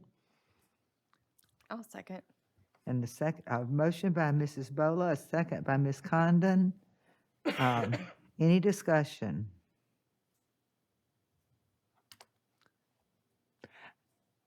Nobody wants to say anything? Earlier today, I actually just questioned the salary on this, and I just felt that the salary schedule possibly should be looked at because I felt that this was too high. But then the superintendent explained to me that in his structure, chief of elementary or secondary education is along the same lines as assistant superintendent. The salary for this does fall under the assistant superintendent's salary. So, Well, then we're in, just a minute. Let me get on that. All right, when you talked to me about this, you said we would have, move one gentleman up to assistant superintendent, and then what was his title before? Were you a chief or director? So through the chair, the position that Mr. Connors is currently in is the chief of secondary education. And for me, and throughout the nation, it's a norm to start transition away from assistant superintendents and use the title of chief. Chief academic officer, chief of schools, chief of elementary education, chief of secondary education. So for me, my vision when I came in, I changed and developed this position to be a chief instead of assistant superintendent. So they're one and the same, my explanation for today, because this individual will continue to focus on building the capacity of leaders, working with them to maximize human capital with time, people, money, with finance, with curriculum, to look at analyzing student needs, to look at walking the building, the problem solve. This individual will be assigned to every elementary school. So what I'm asking is a transition, because my recommendation would be to, after interview process, is to move Mr. Connor to the assistant superintendent of curriculum instruction. He will continue to lead secondary, and he will work K-12, and then transition his current role to a elementary where it's a cost-neutral position in a different structure from a organizational standpoint. So we're not adding positions and we're not adding finances. But wait a minute. The chief is paid on the assistant superintendent level. Which is same as all, through the chair, which is the same structure that we approved, I would say, maybe, 18 months ago. Same exact. So right now, you're a chief, Indirectly, and the salary is on the assistant superintendent's salary level. so through the chair, I can answer that. The See, answer I to that's- thought- Yeah, the answer to that's yes. So ultimately, it's just my vision for the work. I wanted to be a chief versus assistant superintendent. I could have easily made it assistant superintendent, but trends throughout the nation see that chiefs are going through that work. I was a former chief of schools, chief of academic officer, so a lot of things are transition to chief. Here's where I'm confused. Okay? you had said this is a wash monetarily. To the chair, Okay. yes, ma'am. In Clay County, we've got to get used to chiefs. We're not used to chiefs. So it doesn't, in my mind, I'm just not getting a sorry. chief. But it looks like to me, if you've got, what, 4 assistant superintendents, and now we've got a chief, and then we're gonna have another chief, we're basically paying 6 on the salary level of 6 assistant superintendents. I think what he's calling a wash is instead of having a chief of secondary education, now we'll have a chief of elementary education. Does that make sense? Yeah, and I get that. It's just, the chiefs are making the same as assistant superintendents. Right, so basically, I think if I'm understanding you correctly, we probably need to look to change the other titles. I think that's your goal, right? Yes, To ma'am. change So the through the chair, eventually I'd like to change the Assistant Superintendent of Curriculum Instruction to Chief Academic Officer. So you're gonna So- wind up eventually having chief of finance, chief of culture and climate, and, Yes, ma'am, eventually. So it's a wash. But we had 5 before. then we'd cut back to 4. No, he used that allocation that way. Yeah. Because we through- had information through the chair, I don't services. know. Well, and we had the I did- deputy superintendent, we eliminated the deputy superintendent, See- so That's correct. it probably is the same number is. still. It Yeah, is. I mean, it's the same numbers, it's just that we've got chiefs and assistant superintendents on the same salary schedule, and it's very confusing. I think, we either need to have assistant superintendents or we need to have chiefs, but we've got too many cowboys and Indians here. Through the chair, I promise, it's Too many just a Indians wash. and not It's- enough chiefs, or too many chiefs and not enough right. Indians? It's a good structure, so. We don't want too many chiefs and not enough Listen, Indians. if you would, We're through getting the a lot chair, of chiefs if you and want to no give me a Indians. chief of secondary, chief elementary, I'll take one. I mean, I'm not Well, gonna. let me ask you, who? Well, I who- mean, who what, do are they you answer still to? gonna have directors and They answer to superintendent. supervisors? They do, They all answer to superintendent. The same structure. You're just- What about- did you You're say? just I said, are adding you more still work. gonna have directors and supervisors, or is everybody gonna be a chief or an Indian? I mean, I'm not adding anything else. So you're adding more work to Mr. Connor's Correct. previous job. So through the chair, Right. so through the He's gonna chair, be Mr. overall So and the same secondary. mentality through the chair that we had with my former employee. My former employee who was in CNI drove CNI in all elementary schools. And then Mr. Connor did everything from middle school and secondary reform. So now it'd just be flipped. Right. And because of my lack of, the last time I looked at the salary schedule, I haven't looked at the assistant super, Yeah. Mr. Broski's not here, is he? Yeah, I I can haven't answer looked at that assistant superintendent salary schedule, but that allows you to have movement in there, so if you add more to the work. Yes, ma'am, not through the just- chair. I don't see that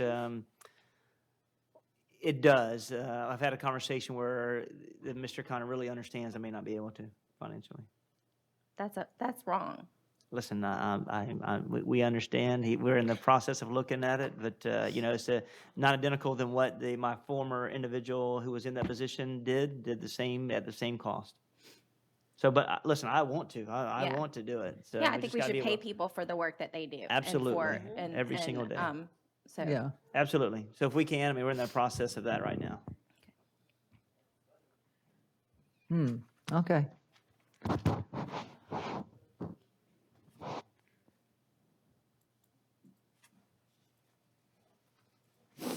Just a minute, let me get back to where I can. Okay, we had a motion by Ms. Bola, second by Ms. Condon. Any further discussion? All those in favor indicate by saying aye. Aye. Aye, all opposed say no. Motion carries 5-0.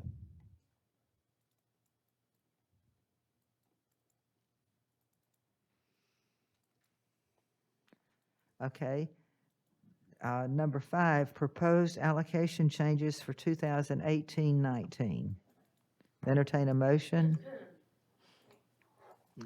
What? Excuse me? Oh, she got it. Oh, okay. Proposed allocation changes for 2018-19. I'll entertain a motion.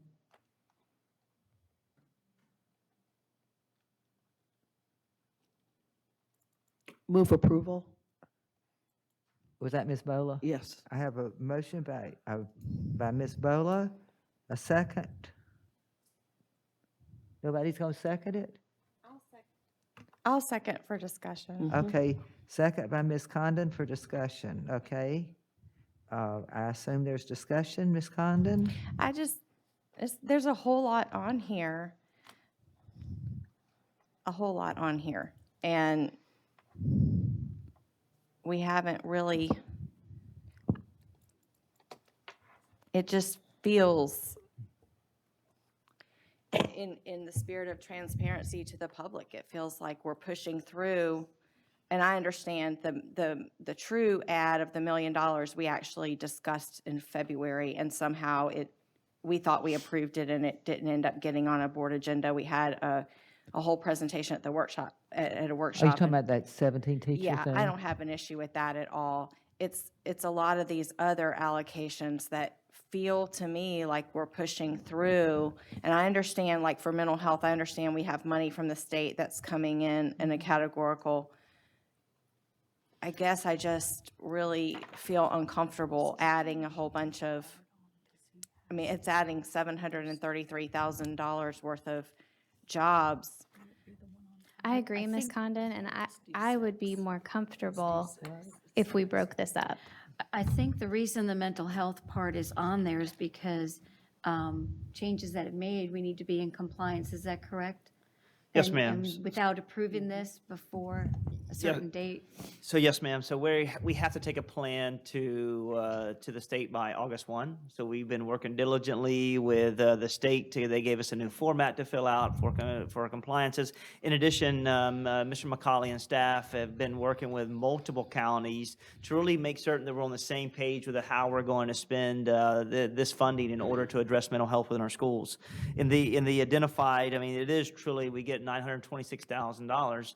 And as you can see, the bulk of it has been spent intentionally, which is duplicates throughout a number of counties throughout the state that are using it in the same manner in which we're using it. If need be, we can go, I mean, I am open to go over with Mr. McCauley each one of the allocations as it relates to this categorical. And when we say categorical, Mrs. Condon is correct, in the sense that that money can only be spent linked to mental health services provided. Right. In our school district, there is definitely needs for us to really address this. We're appreciative of it. And this really, in these positions, allow us to really have a lot of coordination, more supports to put systems and processes in place related to mental health, just in case a year or two from now, this funding goes away, that we really have systems in place and that we can continue to do the work in a systematic approach. Right now, we have a number of services that are all over the place in Clay County. While our staff does a good job, it's really maximizing these external and internal services to really be more impactful for our learners and help them have a sense of hope and success. Mr. I can answer more questions on the next agenda item when I Too go bad over it the plan wasn't with you, flipped. but specific do you- Too to bad it wasn't flipped. the allocations, we the should have state does flipped require these that items. 90% of the dollars go towards. Wait, direct wait, services. Mr. Okay. McCauley's talking. I couldn't hear what he was saying. He said that if we had taken the next item before No, this. he actually was talking about this. Specific to the allocations that are on there, I just wanted to let you know that the state plan requires that 90% of the dollars a district receives goes toward direct service or coordination of services. So you are talking about personnel at that point. Okay, and are any of these replacing positions that we already had allocated prior to today? Are any replacement? So for instance, you have social worker, we already approved social workers. Are you adding a social worker? Or are you replacing the dollars of one of your social workers with these dollars? Did we approve a social worker previously? We have set, well, we have. Yeah, plan. Well, the- I know what you're saying. So the question is, we are adding social workers We are here. adding the So you social have like worker. 7? We have 11 social workers. Okay, so This we will have make 12. 11. This will be a 12. Yes, ma'am. Okay, and are all of these ads? I can say one of them, through the chair, one of them is embedded. If you look at the military support specialist, this was funded with a DODEA grant. So we are trying to absorb some of that work for mental health embedded into that, because that DODEA grant funding is going away.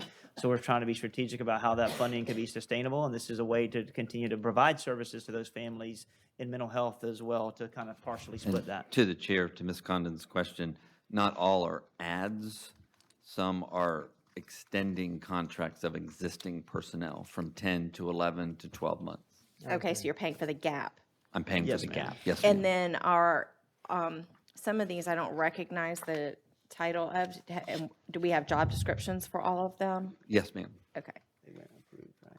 Through the chair, those were approved recently, correct? 3 of them were approved, 3 job descriptions were approved, 2, or last board meeting. Yes, ma'am. And then if we approve it today, because of my question earlier today, we will advertise Oh, and I'm we po- will I'm- interview. I would love to And- post this afternoon if Yeah, it's so, and- possible. I know. But I guess, every time, and it's not a poke at you, Mr. McCauley, or the superintendent, or anyone, it just, invariably, we get these phone calls, well, they already told that person that job was Yeah. made for them, and it creates that Yeah. appearance that we're creating jobs for people, Yeah, so. so through the chair, and I said that earlier today, is that we have, under my leadership, we've always posted a minimum of 5 days. Some have went 7, some have went 10, based on the number of applicants that we've had.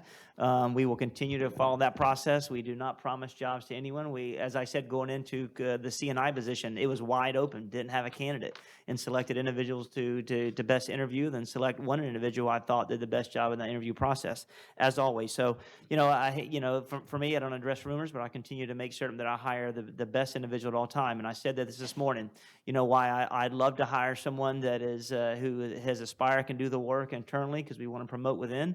If there's someone that's the interview process that has a greater resume that can lift the work that's externally, we will hire the best person for the job. That is my role as superintendent, and it doesn't cheapen the work that we continue to do in this school district. So we'll continue to make it a priority. I have a couple of questions. Okay. So first of all, how is it decided by the state how much money we receive? Is this part of the FEFP? Is this like what we talked about earlier? Is it like a grant that we're applying for? What is? The what is- state's formula for how much for our 900 and some odd thousand, they employed a similar formula that they use for the Safe Schools dollars, where this they falls looked under at that the number of 70-26 students bill. enrolled and then the crime index, and applied it accordingly. So going forward, can we count on that money since it's not part of the FEFP formula? It's more of a Yeah. line item. So through the chair, we will have to continue to advocate for that money. We hope it's just not one-time money. The biggest thing is, so because the plan requires us to coordinate the efforts, this is the big push for us to bring individuals to set up systems and processes, just in case that money goes away. We have processes in place, and our individuals internally can do the work, so. But I agree, if this money goes away, then that means positions but every district in the state will be in the same situation. Yeah, the legislation does read recurring, but, Tallahassee Okay. can make their decisions however they want. They changed But- people but over for there this- too. This 733,000, it's my understanding that these mental health allocations are required for us to be in compliance with what the state has mandated this year. Is that correct? Through the chair. Am I understanding that is correct. correctly? If your question speaks to the comment I made earlier about the 90% of funds must go toward. No, it's a conversation from SEDNet that she was concerned that we needed these, and I don't know if it's all of these or not. Does this fall under that? Well, SEDNet is going to be one of the major partners with the mental health work throughout the state, and they are in fact getting some funding that will help offset the costs associated with youth mental health first aid training, Okay. which frees me up a little bit on my side. I'm not sure that answers your question, but So if I'm understanding correctly, this money is coming and we have to show a plan for it, Yes, ma'am. yes, ma'am. is what I'm Right. understanding. So Yes, it's not necessarily that we're applying for that money, that Right. this plan that ma'am. you're presenting to the state is a requirement. Right. Yes, ma'am, through the chair, that we received $926,000 for that, for Period. this And period. we It's just our have to- money this year. And this is basically an accountability measure on our Yes, end ma'am. to the Yes, ma'am. state. Okay. Okay. Any other discussion? All those in favor indicate by saying aye. Aye. All opposed, say no. Motion carries 5-0. And I will say through and thank you, the coordination, the one thing, Ms. Huffman will be, I think it's Ms. Huffman, right, Ms. Heather Huffman? Oh, she's the Department of She Health will be lady? super excited because we have a coordinator of nursing services that will bring someone on to help with that process. So, and that'll be leveraging our nurses within our schools. And just to reiterate, the 773,000 is coming, it's new money from the state. Yes, ma'am. And the 1.1 million was already built into the budget, so we're not going to see a reflection of that in the fund balance. That is correct. Okay. Yes, ma'am. Through the chair, you're speaking to the allocations of teachers? Right. Absolutely, yes, ma'am. It's already been identified. We just were bringing this back to make sure it's a clean process. And we dug and dug and dug. I know we got it on video where we say we approve it, but it just wasn't on documentation, and we want it on documentation. So when I go hire teachers that, they don't look at Addison, what are you doing spending money? No, So I think that's the right thing to do, and I know that our schools are in need of those positions, so ma'am. we want to have them readily available. And thank you. We have about 7 or 8 we're going to release today. Okay, good. Okay, number 6, 2018-19 Mental Health Assistant Allocation Plan. I do have one card on this item. Graham Yerka.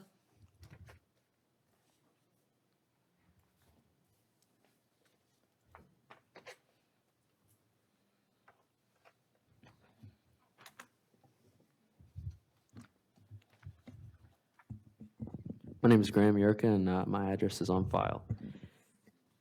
As I was going over the mental health assistance and allocation plan, I noticed, because I spent like 4 hours going over that and the state mandate, and I had some serious problems as a student with it.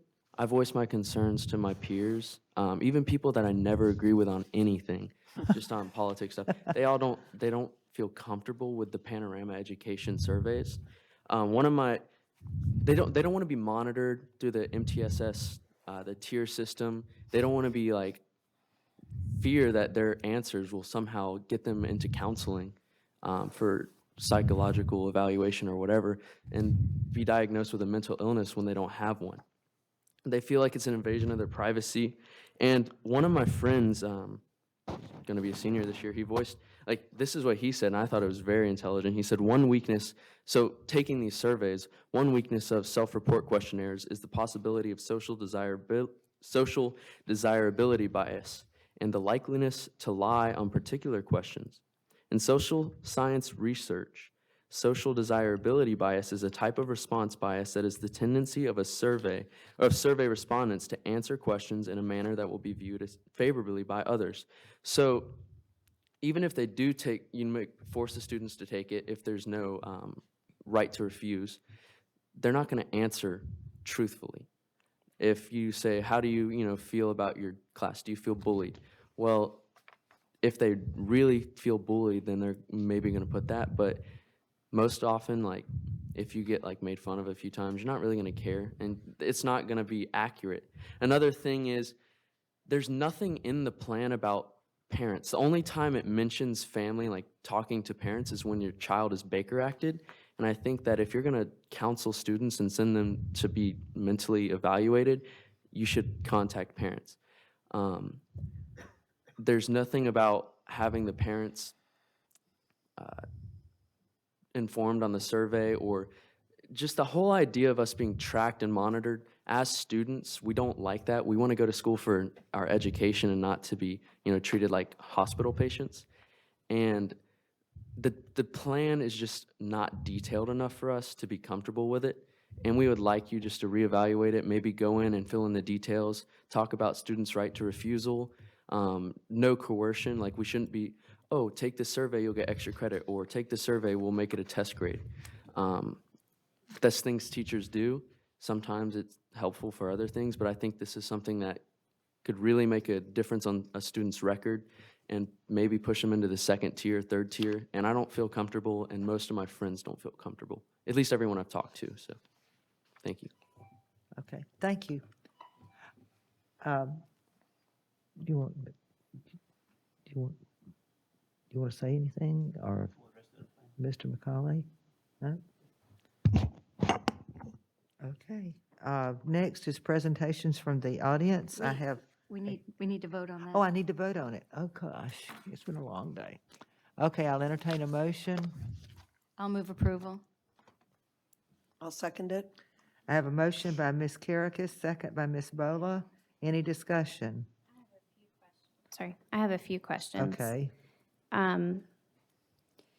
So part of this entails character education, which I think we all find valuable. I think it's important that we teach kids how to be good citizens and that sort of thing. But I don't see anywhere in here if there's a plan to bring curriculum to the board. And I'm not sure, and maybe Mr. Dagada, you could help me with this. With the recent legislation about public hearings on curriculum and all of that, by approving this, are we approving curriculum, or is that something that will come back to us at a later date? I don't see that happening here, that you would need to do that. Unknown territory, if you will, unchallenged. Personally, like I said, I feel like character education is important, but I think that I would be more comfortable with this if I knew that the curriculum was going to come to the board for approval before it goes out to the classroom. Am I the only one that feels that way? I think we'll get sued. Yeah. I mean, we're going to get sued if we don't follow the instructional materials bill. That's correct. See, it's, whenever there's a question about, do we have to have a hearing or not? Your legal counsel is always going to err on, go ahead with the formality of the hearing. Well, I think that's the best practice, and I just wanted to make sure that we're all on the same page before we approve the plan, because part of it is curriculum. Okay. Yeah, so through the chair, I would say that a number of these items are already embedded in our school district. So Second Step's already here. We're looking at, got Stanford Harmony. We've inherited a number of, I think, Hanley Foundations Incorporated. The Family Education Program, which is the Clay County Coalition, is the Family Education Substance Abuse, with this related to code of conduct. So the majority, the child safety matters are already embedded in our schools. So, and from our side, I believe that when we come to the board's job is to adopt core curricula. Is that correct? Versus supplemental. And the reason I bring major supplementals is because of the funding sources around that. And majority of these, I think all of them are free of charge. Yeah, that's true. I don't disagree. I thought the instructional materials bill from last year required that you publish supplemental instructional materials, because that was the whole point, is that It's more about content than it is about absolutely finance.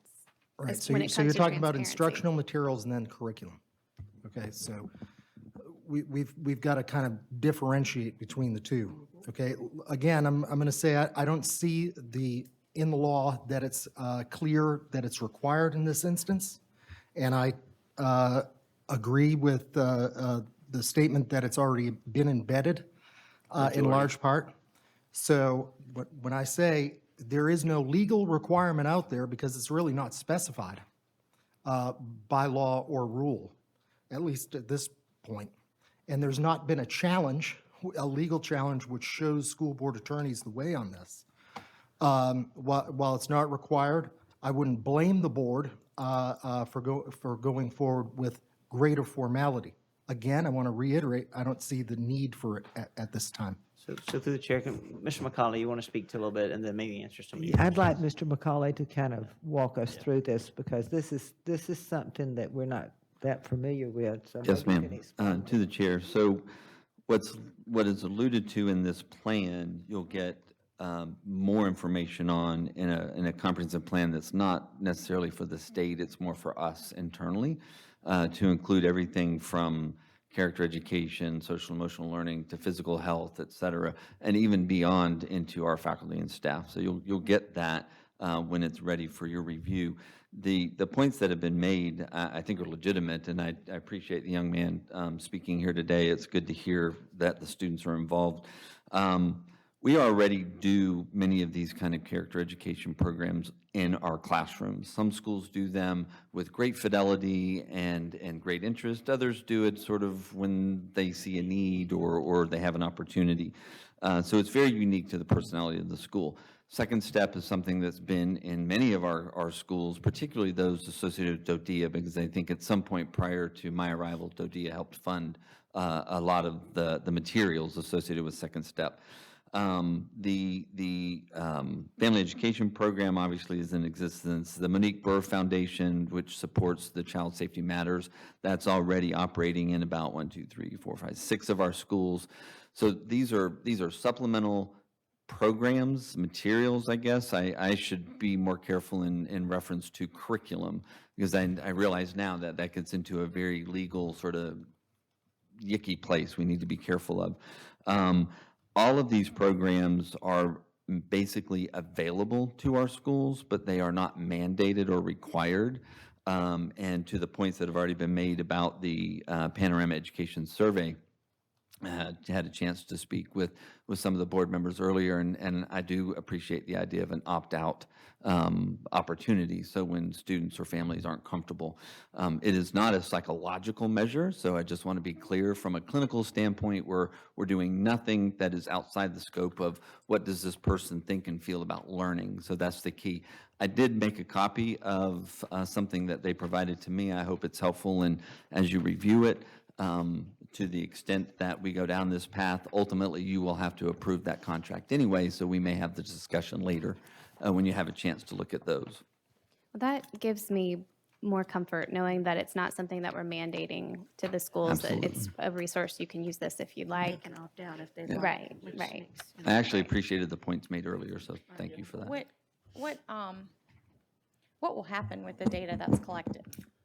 With the data that's collected, Yeah, is it part of the student's formal record? And the reason I'm asking is because it became a big subject, 6 years ago or so with Common Core and data collection, and parents are very sensitive to that. Sure. But I understand it, being Sure. a parent of a teenager, that something that he could say at 15 years old could follow him. sure.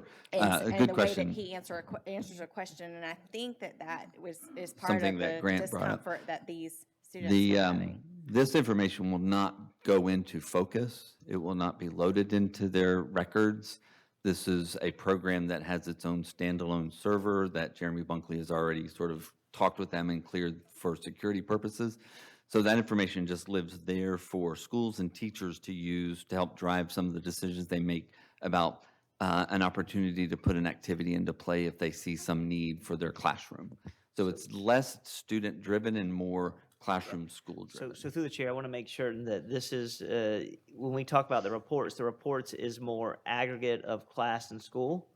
And is that correct? It is, and now it can go down to the student level. I'll be totally transparent. It can go down to the student level, but for a teacher's view only to be able to decide, where's my class when it comes to self-efficacy and sort of belief systems, like I can do this, or the resiliency element, that grit piece.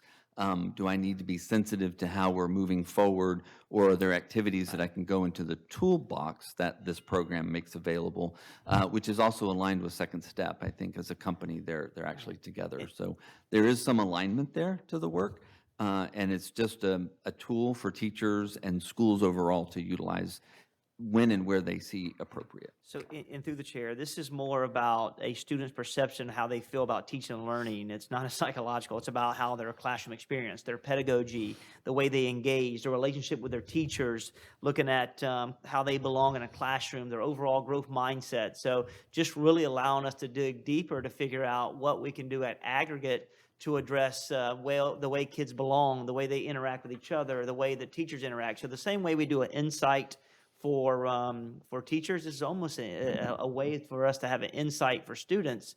And I do like the fact that we can transition to an opt-out for those who don't want to participate in it, can opt out. It's not mandatory. I think as long as we provide that opportunity and we make sure that we notify parents before this survey Yes, ma'am. goes out. And personally, I would be even more comfortable if we could see the survey and what questions are asked on the survey before we approve this, so that we know, because I know a lot of parents would be concerned about exactly what kind of questions are going to be asked of my child. When we're talking about very broad terms like social emotional development, it says right here, the Panorama Education Student Survey will monitor every student in the district for social emotional development. I mean, that speaks to home life. I understand that you're saying you're only going to use it in the manner of classroom behavior, but you see how that could be a And through little. the chair, I'd say it, that we are I hate to say this, we are an extension of the home. We have to do this in partnership. Over 85,000 students, I believe, are using this, and so many school districts, across the state and through the nation use this as well. And it's just it's a really good tool. I will say this, the opt-out will allow us to determine, and we'll get the questions to you no matter what, but, you know, I'm excited for my daughter to take this so I can learn more about what we can do and help her have a great opportunity within her schools. And she's going to be a senior, so I'm excited And about to it. the chair, Mr. Superintendent, I would also say, because of this conversation, it would be very easy for me to work with the Hanley Foundation, for example, or any of these partnerships that want to come in and make sure that before we deliver them in the classrooms that the schools are choosing where to go with this, we offer an opt-out before it's delivered. I appreciate I that. think too that it's a good opportunity for us to have a discussion within all of our employees about the protection of privacy. And I'll give you an example. It's very different for two teachers to have a conversation about Betsy's grades in her geometry class and what possibly could be contributing to those versus how Betsy answered on a survey like this, something that could indicate a much more different. And sometimes being in schools and around people, they kind of take that, well, they're an employee, they're entitled to the same information, and they're not. No, they're And not. having a child who had an IEP and the people who knew what was in his IEP and the people who shouldn't have known what was in his IEP that did know, we just need to be extremely careful about protection of students' privacy. Because really, to me, this is a step towards, I know you're saying it's not a clinical psychological evaluation, I understand that, but a lot of these terms kind of, I mean, when we're talking about mental health, we are providing healthcare, essentially. Yeah. So, you know, teachers don't have the same training as a nurse or a doctor who understand patient privacy and how litigious that can be. Right. So I feel like, you know, this is, like Ms. Condon said, it could be dangerous territory. So I feel like there's definitely got to be some training involved. There's definitely got to be parent engagement. Okay. There was one other thing. Oh, so when I was reading through the plan, it talks about at-risk students, and that's what this is about, is identifying our at-risk students. So if through the survey, a student is identified as at risk, you're saying that that's not going to become a part of their record, or it will? This survey will not identify students at risk. That's not the purpose of this panorama education. But I will say that through our own internal systems like Performance Matters Unified, where we have our early warning systems, as well as then all the way down at the school level where they have their MTSS teams, if there are indicators of mental health need, then that's emerging way outside the scope of this particular student survey. So what psychologists or social workers might be doing to work with schools as a tier 2 intervention or a tier 3 intervention, those things would be standalone from this. Okay, and so once interventions are offered, at that point, you definitely have to have written parental permission. Oh, correct? yes, ma'am, Absolutely. absolutely. Absolutely. And then the other thing that kind of made me question, it talks about ESE students, and I'd have to look in here to find the exact wording, but it portrayed to me that we're singling out students who have an ESE label as at risk. Like that kind of flags them in the system, and then you look beyond that for more. Is that true, or did I misread that? Yeah, I don't know that to be true. I mean, the only thing that we set up internally for at-risk, which is already done to the district, which I brought, is for us to identify, triangulate information where students were struggling with academics, attendance, and behavior. We wanted to put those three indicators together, and if kids were struggling in those three areas, then come up with a identification of a indicator of that student, so we know we can pay more attention to those things. We know that if a student is engaged in two or three of those, and they're going to be they're not going to be successful. So we want to have intervention, prevention before they actually get to a systemic approach of not participate in desired behavior. So from an ESC perspective, their IEP drives all of that, and it's not any additional indicator that flags them. Okay. So as far as their student record goes, none of this social emotional data will be a part of their student record that, for instance, goes to colleges or jobs No, when they ma'am. apply? And through the chair, we're still governed by rules and regulations with parent involvement, with having teams of tiered supports, to have interventions, to have documentation, because we get audited in all those trends. So we're not going to take something that we believe to be supplementary to really going to help the culture of a kid and embed that in anything into their internal files and go ahead and unclinically diagnose a student with something that puts them in a poor situation to compete. Okay. Now, to jump back for just a Sorry. second to curriculum, since it's a supplemental curriculum and not a core curriculum, I can understand how we wouldn't necessarily need board approval. I mean, we don't approve all the reading lists for every school. I get that. But when we're teaching values, I think it's important that we are engaging parents on that. And I don't know if it's not formal board approval, what is the appropriate vehicle to make sure that parents are aware of the character education that's taking place in their child's school? So, I just really have to go back to, I really believe the instructional materials law requires supplemental instructional material to be listed on your website so parents can look at it. But we've had character education Forever. in our Right. schools for years. I just think they And need to be it's able to go to the monthly website I and don't read disagree And it. here again, it goes back to how disagree with each of that. the schools Yeah. deliver it. sure, And I it's can, something to the that- chair, I can do one of two things, or I can do both, actually. To Ms. Condon's point, we can absolutely list these things and give parents links to these programs so that they can see what they are. That and makes that's sense. all right. They can opt out. We can certainly also verify alternative. from a legal standpoint, from a legislative standpoint, what is required and what is not. Does this fall under that heading? And that I don't know the answer to, but regardless of the answer, we can make sure this is available for review, for sure. And through the chair, the only thing that I believe to be new on here, that my understanding is the One Love. And the One Love is new, and that is an initiative it's about safety, personal safety and awareness. That is through the Jaguars release this One Love supplement curriculum, and it's about healthy relationships. And it's more built for secondary, is my understanding. It's just about how they interact with each other, how they have, how they have pride in themselves, those types of things. Is So, that NFL program about domestic violence? yes, ma'am. Yes. And to the Never chair, start just too one early. last comment. Yes. To Ms. Gelhausen's point, and I realize this is one of those weird sort of places where school mixes with family, mixes with community, et cetera. And the one thing that we will be very diligent with and will always take feedback is when it comes to values, because we have to be sensitive to what's in our homes. Many of the character traits that we talk about in school, we certainly don't want to do it as a form of indoctrination into some value-added mindset.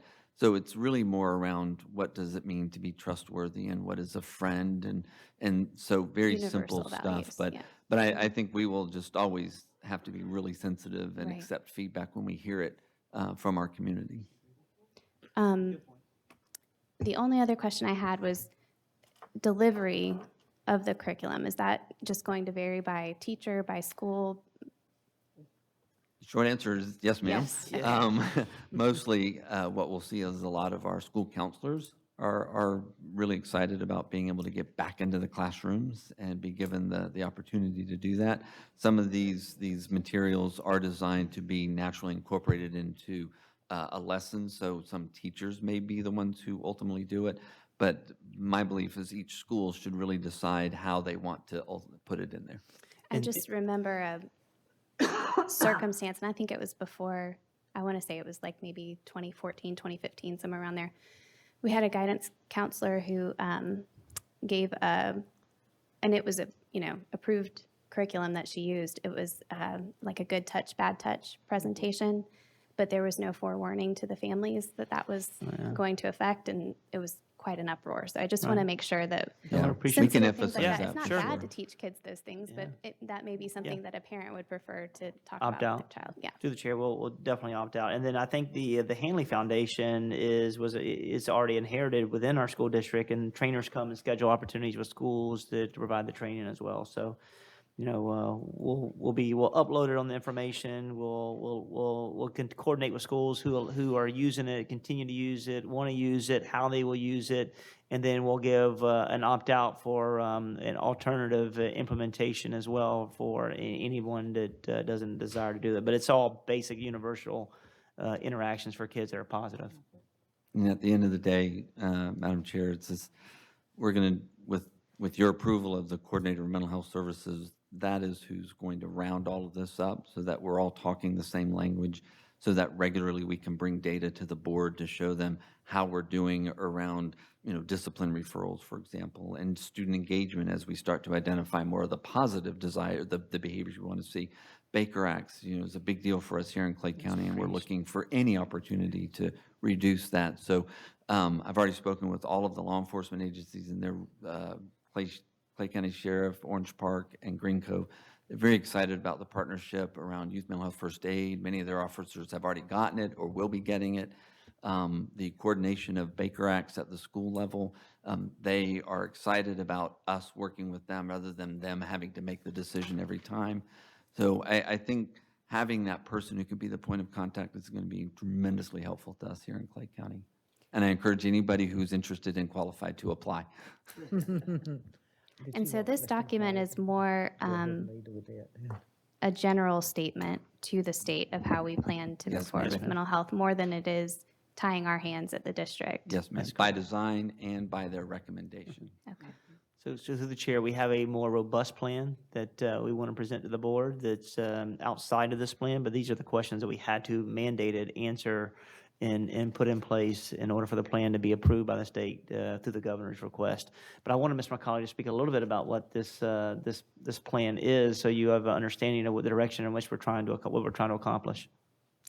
Go ahead, you want to talk a little bit? Which plan? Well, the regular, this one, not the. The or one you can to the talk- state? Either one, I can talk I'll about submit the 17. You mean 18. there's two? There's about 20-page one I want to submit to you. Well, How this many one is plans going to have y'all require got? you to sit down and really read it. It's a really good plan, though. This is so I'm developing with my team a comprehensive plan so that you all can see how we are integrating and coordinating the behavioral, emotional, and physical elements. The idea of getting a coordinator of nursing services, given that Clay County feels it's important to put a nurse in every building, we need somebody to coordinate those services. When I was at the State Superintendent's Association meeting and they had that mental health day, one of the things I heard from several districts in Central Florida was that the nursing element of kids who are in crisis, and I had admittedly, in front of everyone else, I hadn't think about the medical part of that.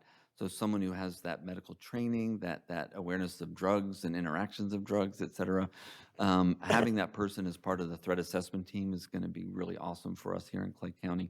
But this plan is going to look to integrate all of those things because we do have several new initiatives that are coming up in addition to things that are already going.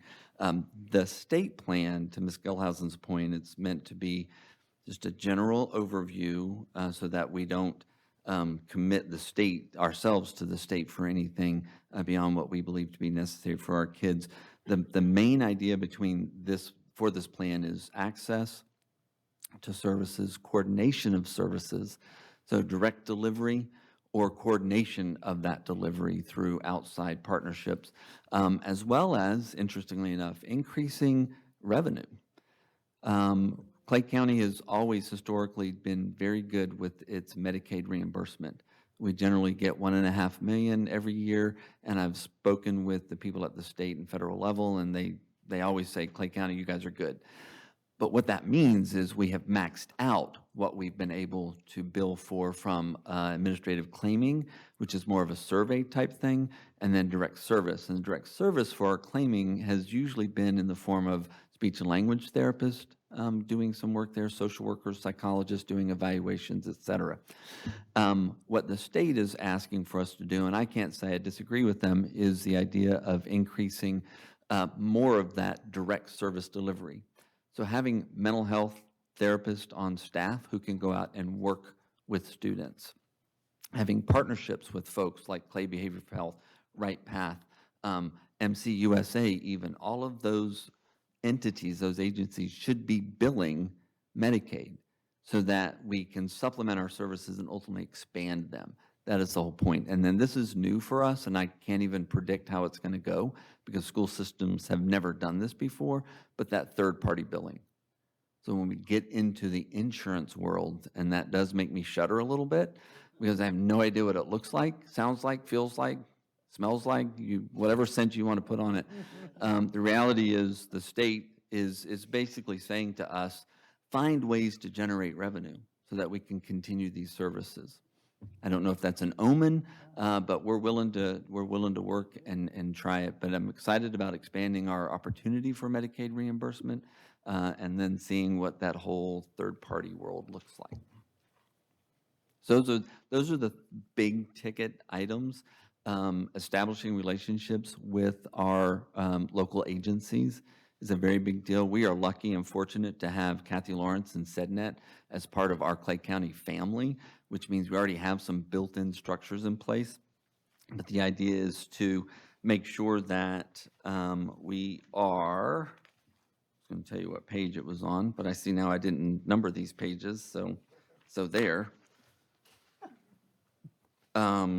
Third page in toward the bottom where it talks about the credentials of mental health service providers contracted by the district. So these are all different groups that we have some degree of contractual partnership with from both the service delivery as well as the pre-service training. You'll see we have some universities on there that give us social workers, psychologists, and mental health therapists, so they come in to do their training. That just expands our opportunity to be able to touch kids and to help them when they're in need and crisis. Many of our students who are at the most severe end need access to a psychiatrist, and that's something that SEDNet is able to connect for us whenever we do have students. Whether they're students with disabilities or not is irrelevant. We can access some services for them at that most severe level. The other thing to share with you, if you're not already aware of it, is the state has established the CAT teams, which is the, oh, crap. I had all of this in my head for you, sorry. The CAT team is a state-level program that's designed to work with families in our communities, albeit a small number of families at a time, but for those kids who are in most crisis. So their job is to make sure these families stay connected to services and that the services are in fact being rendered and that the outcomes are showing improvement. We also have what we want to establish here for us is our bullying hotline.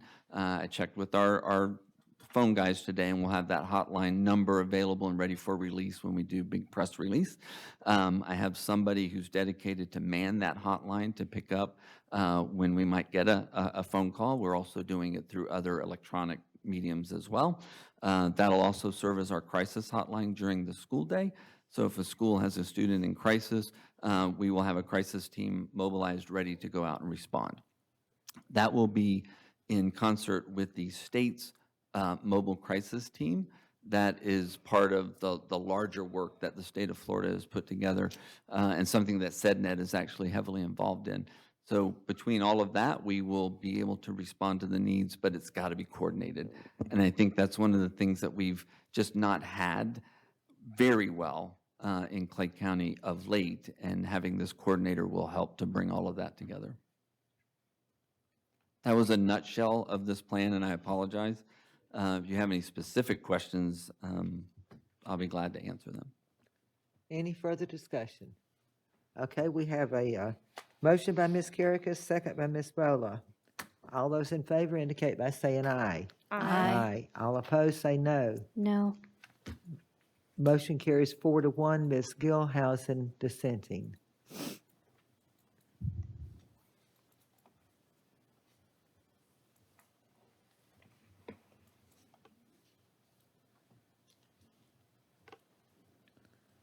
Okay. Next is presentations from the audience. I have one card. Graham Yurka.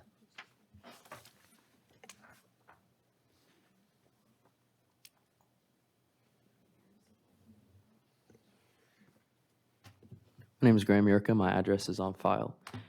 I just wanted to speak to the issue that Ms. Gilhousen brought up about bringing supplemental curriculum before the board for approval.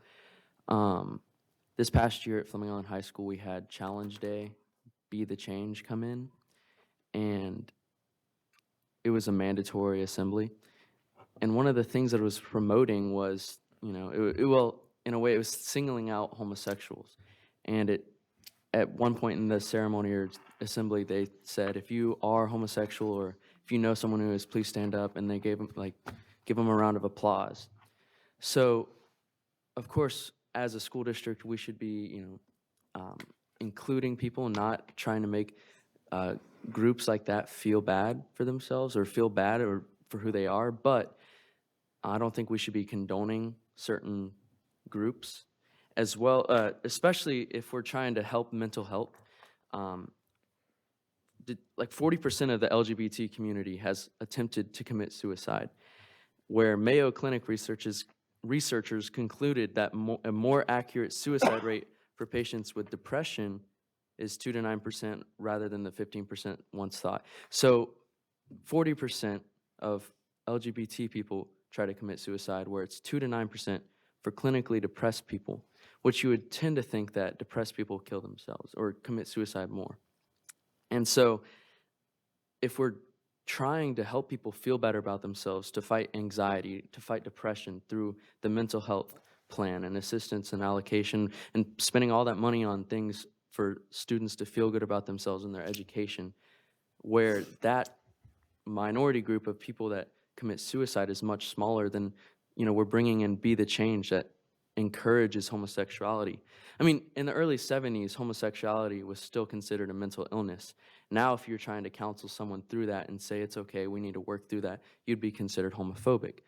And I'm not making any statement on homosexuality and whether, it's right or wrong, but I do think that as a school district, encouraging curriculum like that's just one example. That's why I think that if we bring it should be approved by the board, because that's what you're encouraging when on the other hand you're trying to fight mental health problems.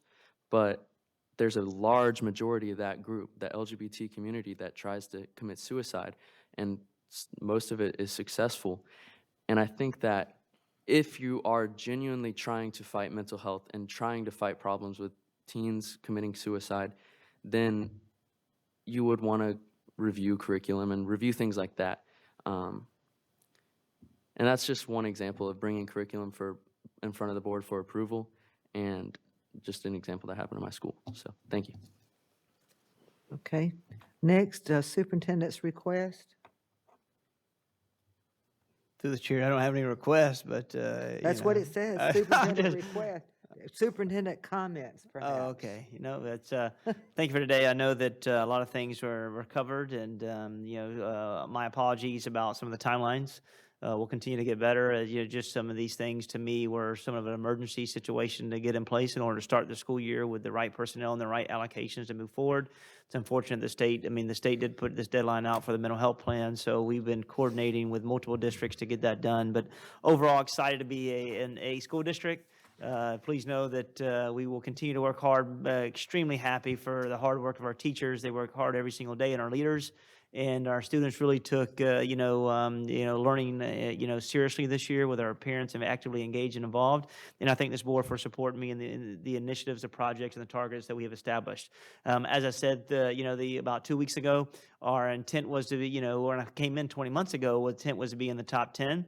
And 2 weeks ago, I said now the ball has moved, and now our eye would become a top 5 school district in the state of Florida. So we'll continue to do that side by side, our teachers, and work collectively in order to problem solve to create the best experience for kids. So And no Ds. we will work rigorously No to make Ds. certain that all hands are on deck at that school. Yes, sir. All right. Only one C, though. Only one C. We're doing good.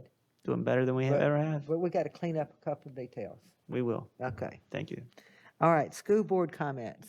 Ms. Gilhousen, Ms. Bola. I just wanted to Please. apologize for all of the coughing. You're It's something okay? I've been dealing with most of the summer, and I'm tired of it, like everybody else is. So thank you for your patience. We have all been there, and we understand. It's miserable, and I feel bad for you. Ms. Karakas. Ms. Condon. I have nothing. The meeting is adjourned.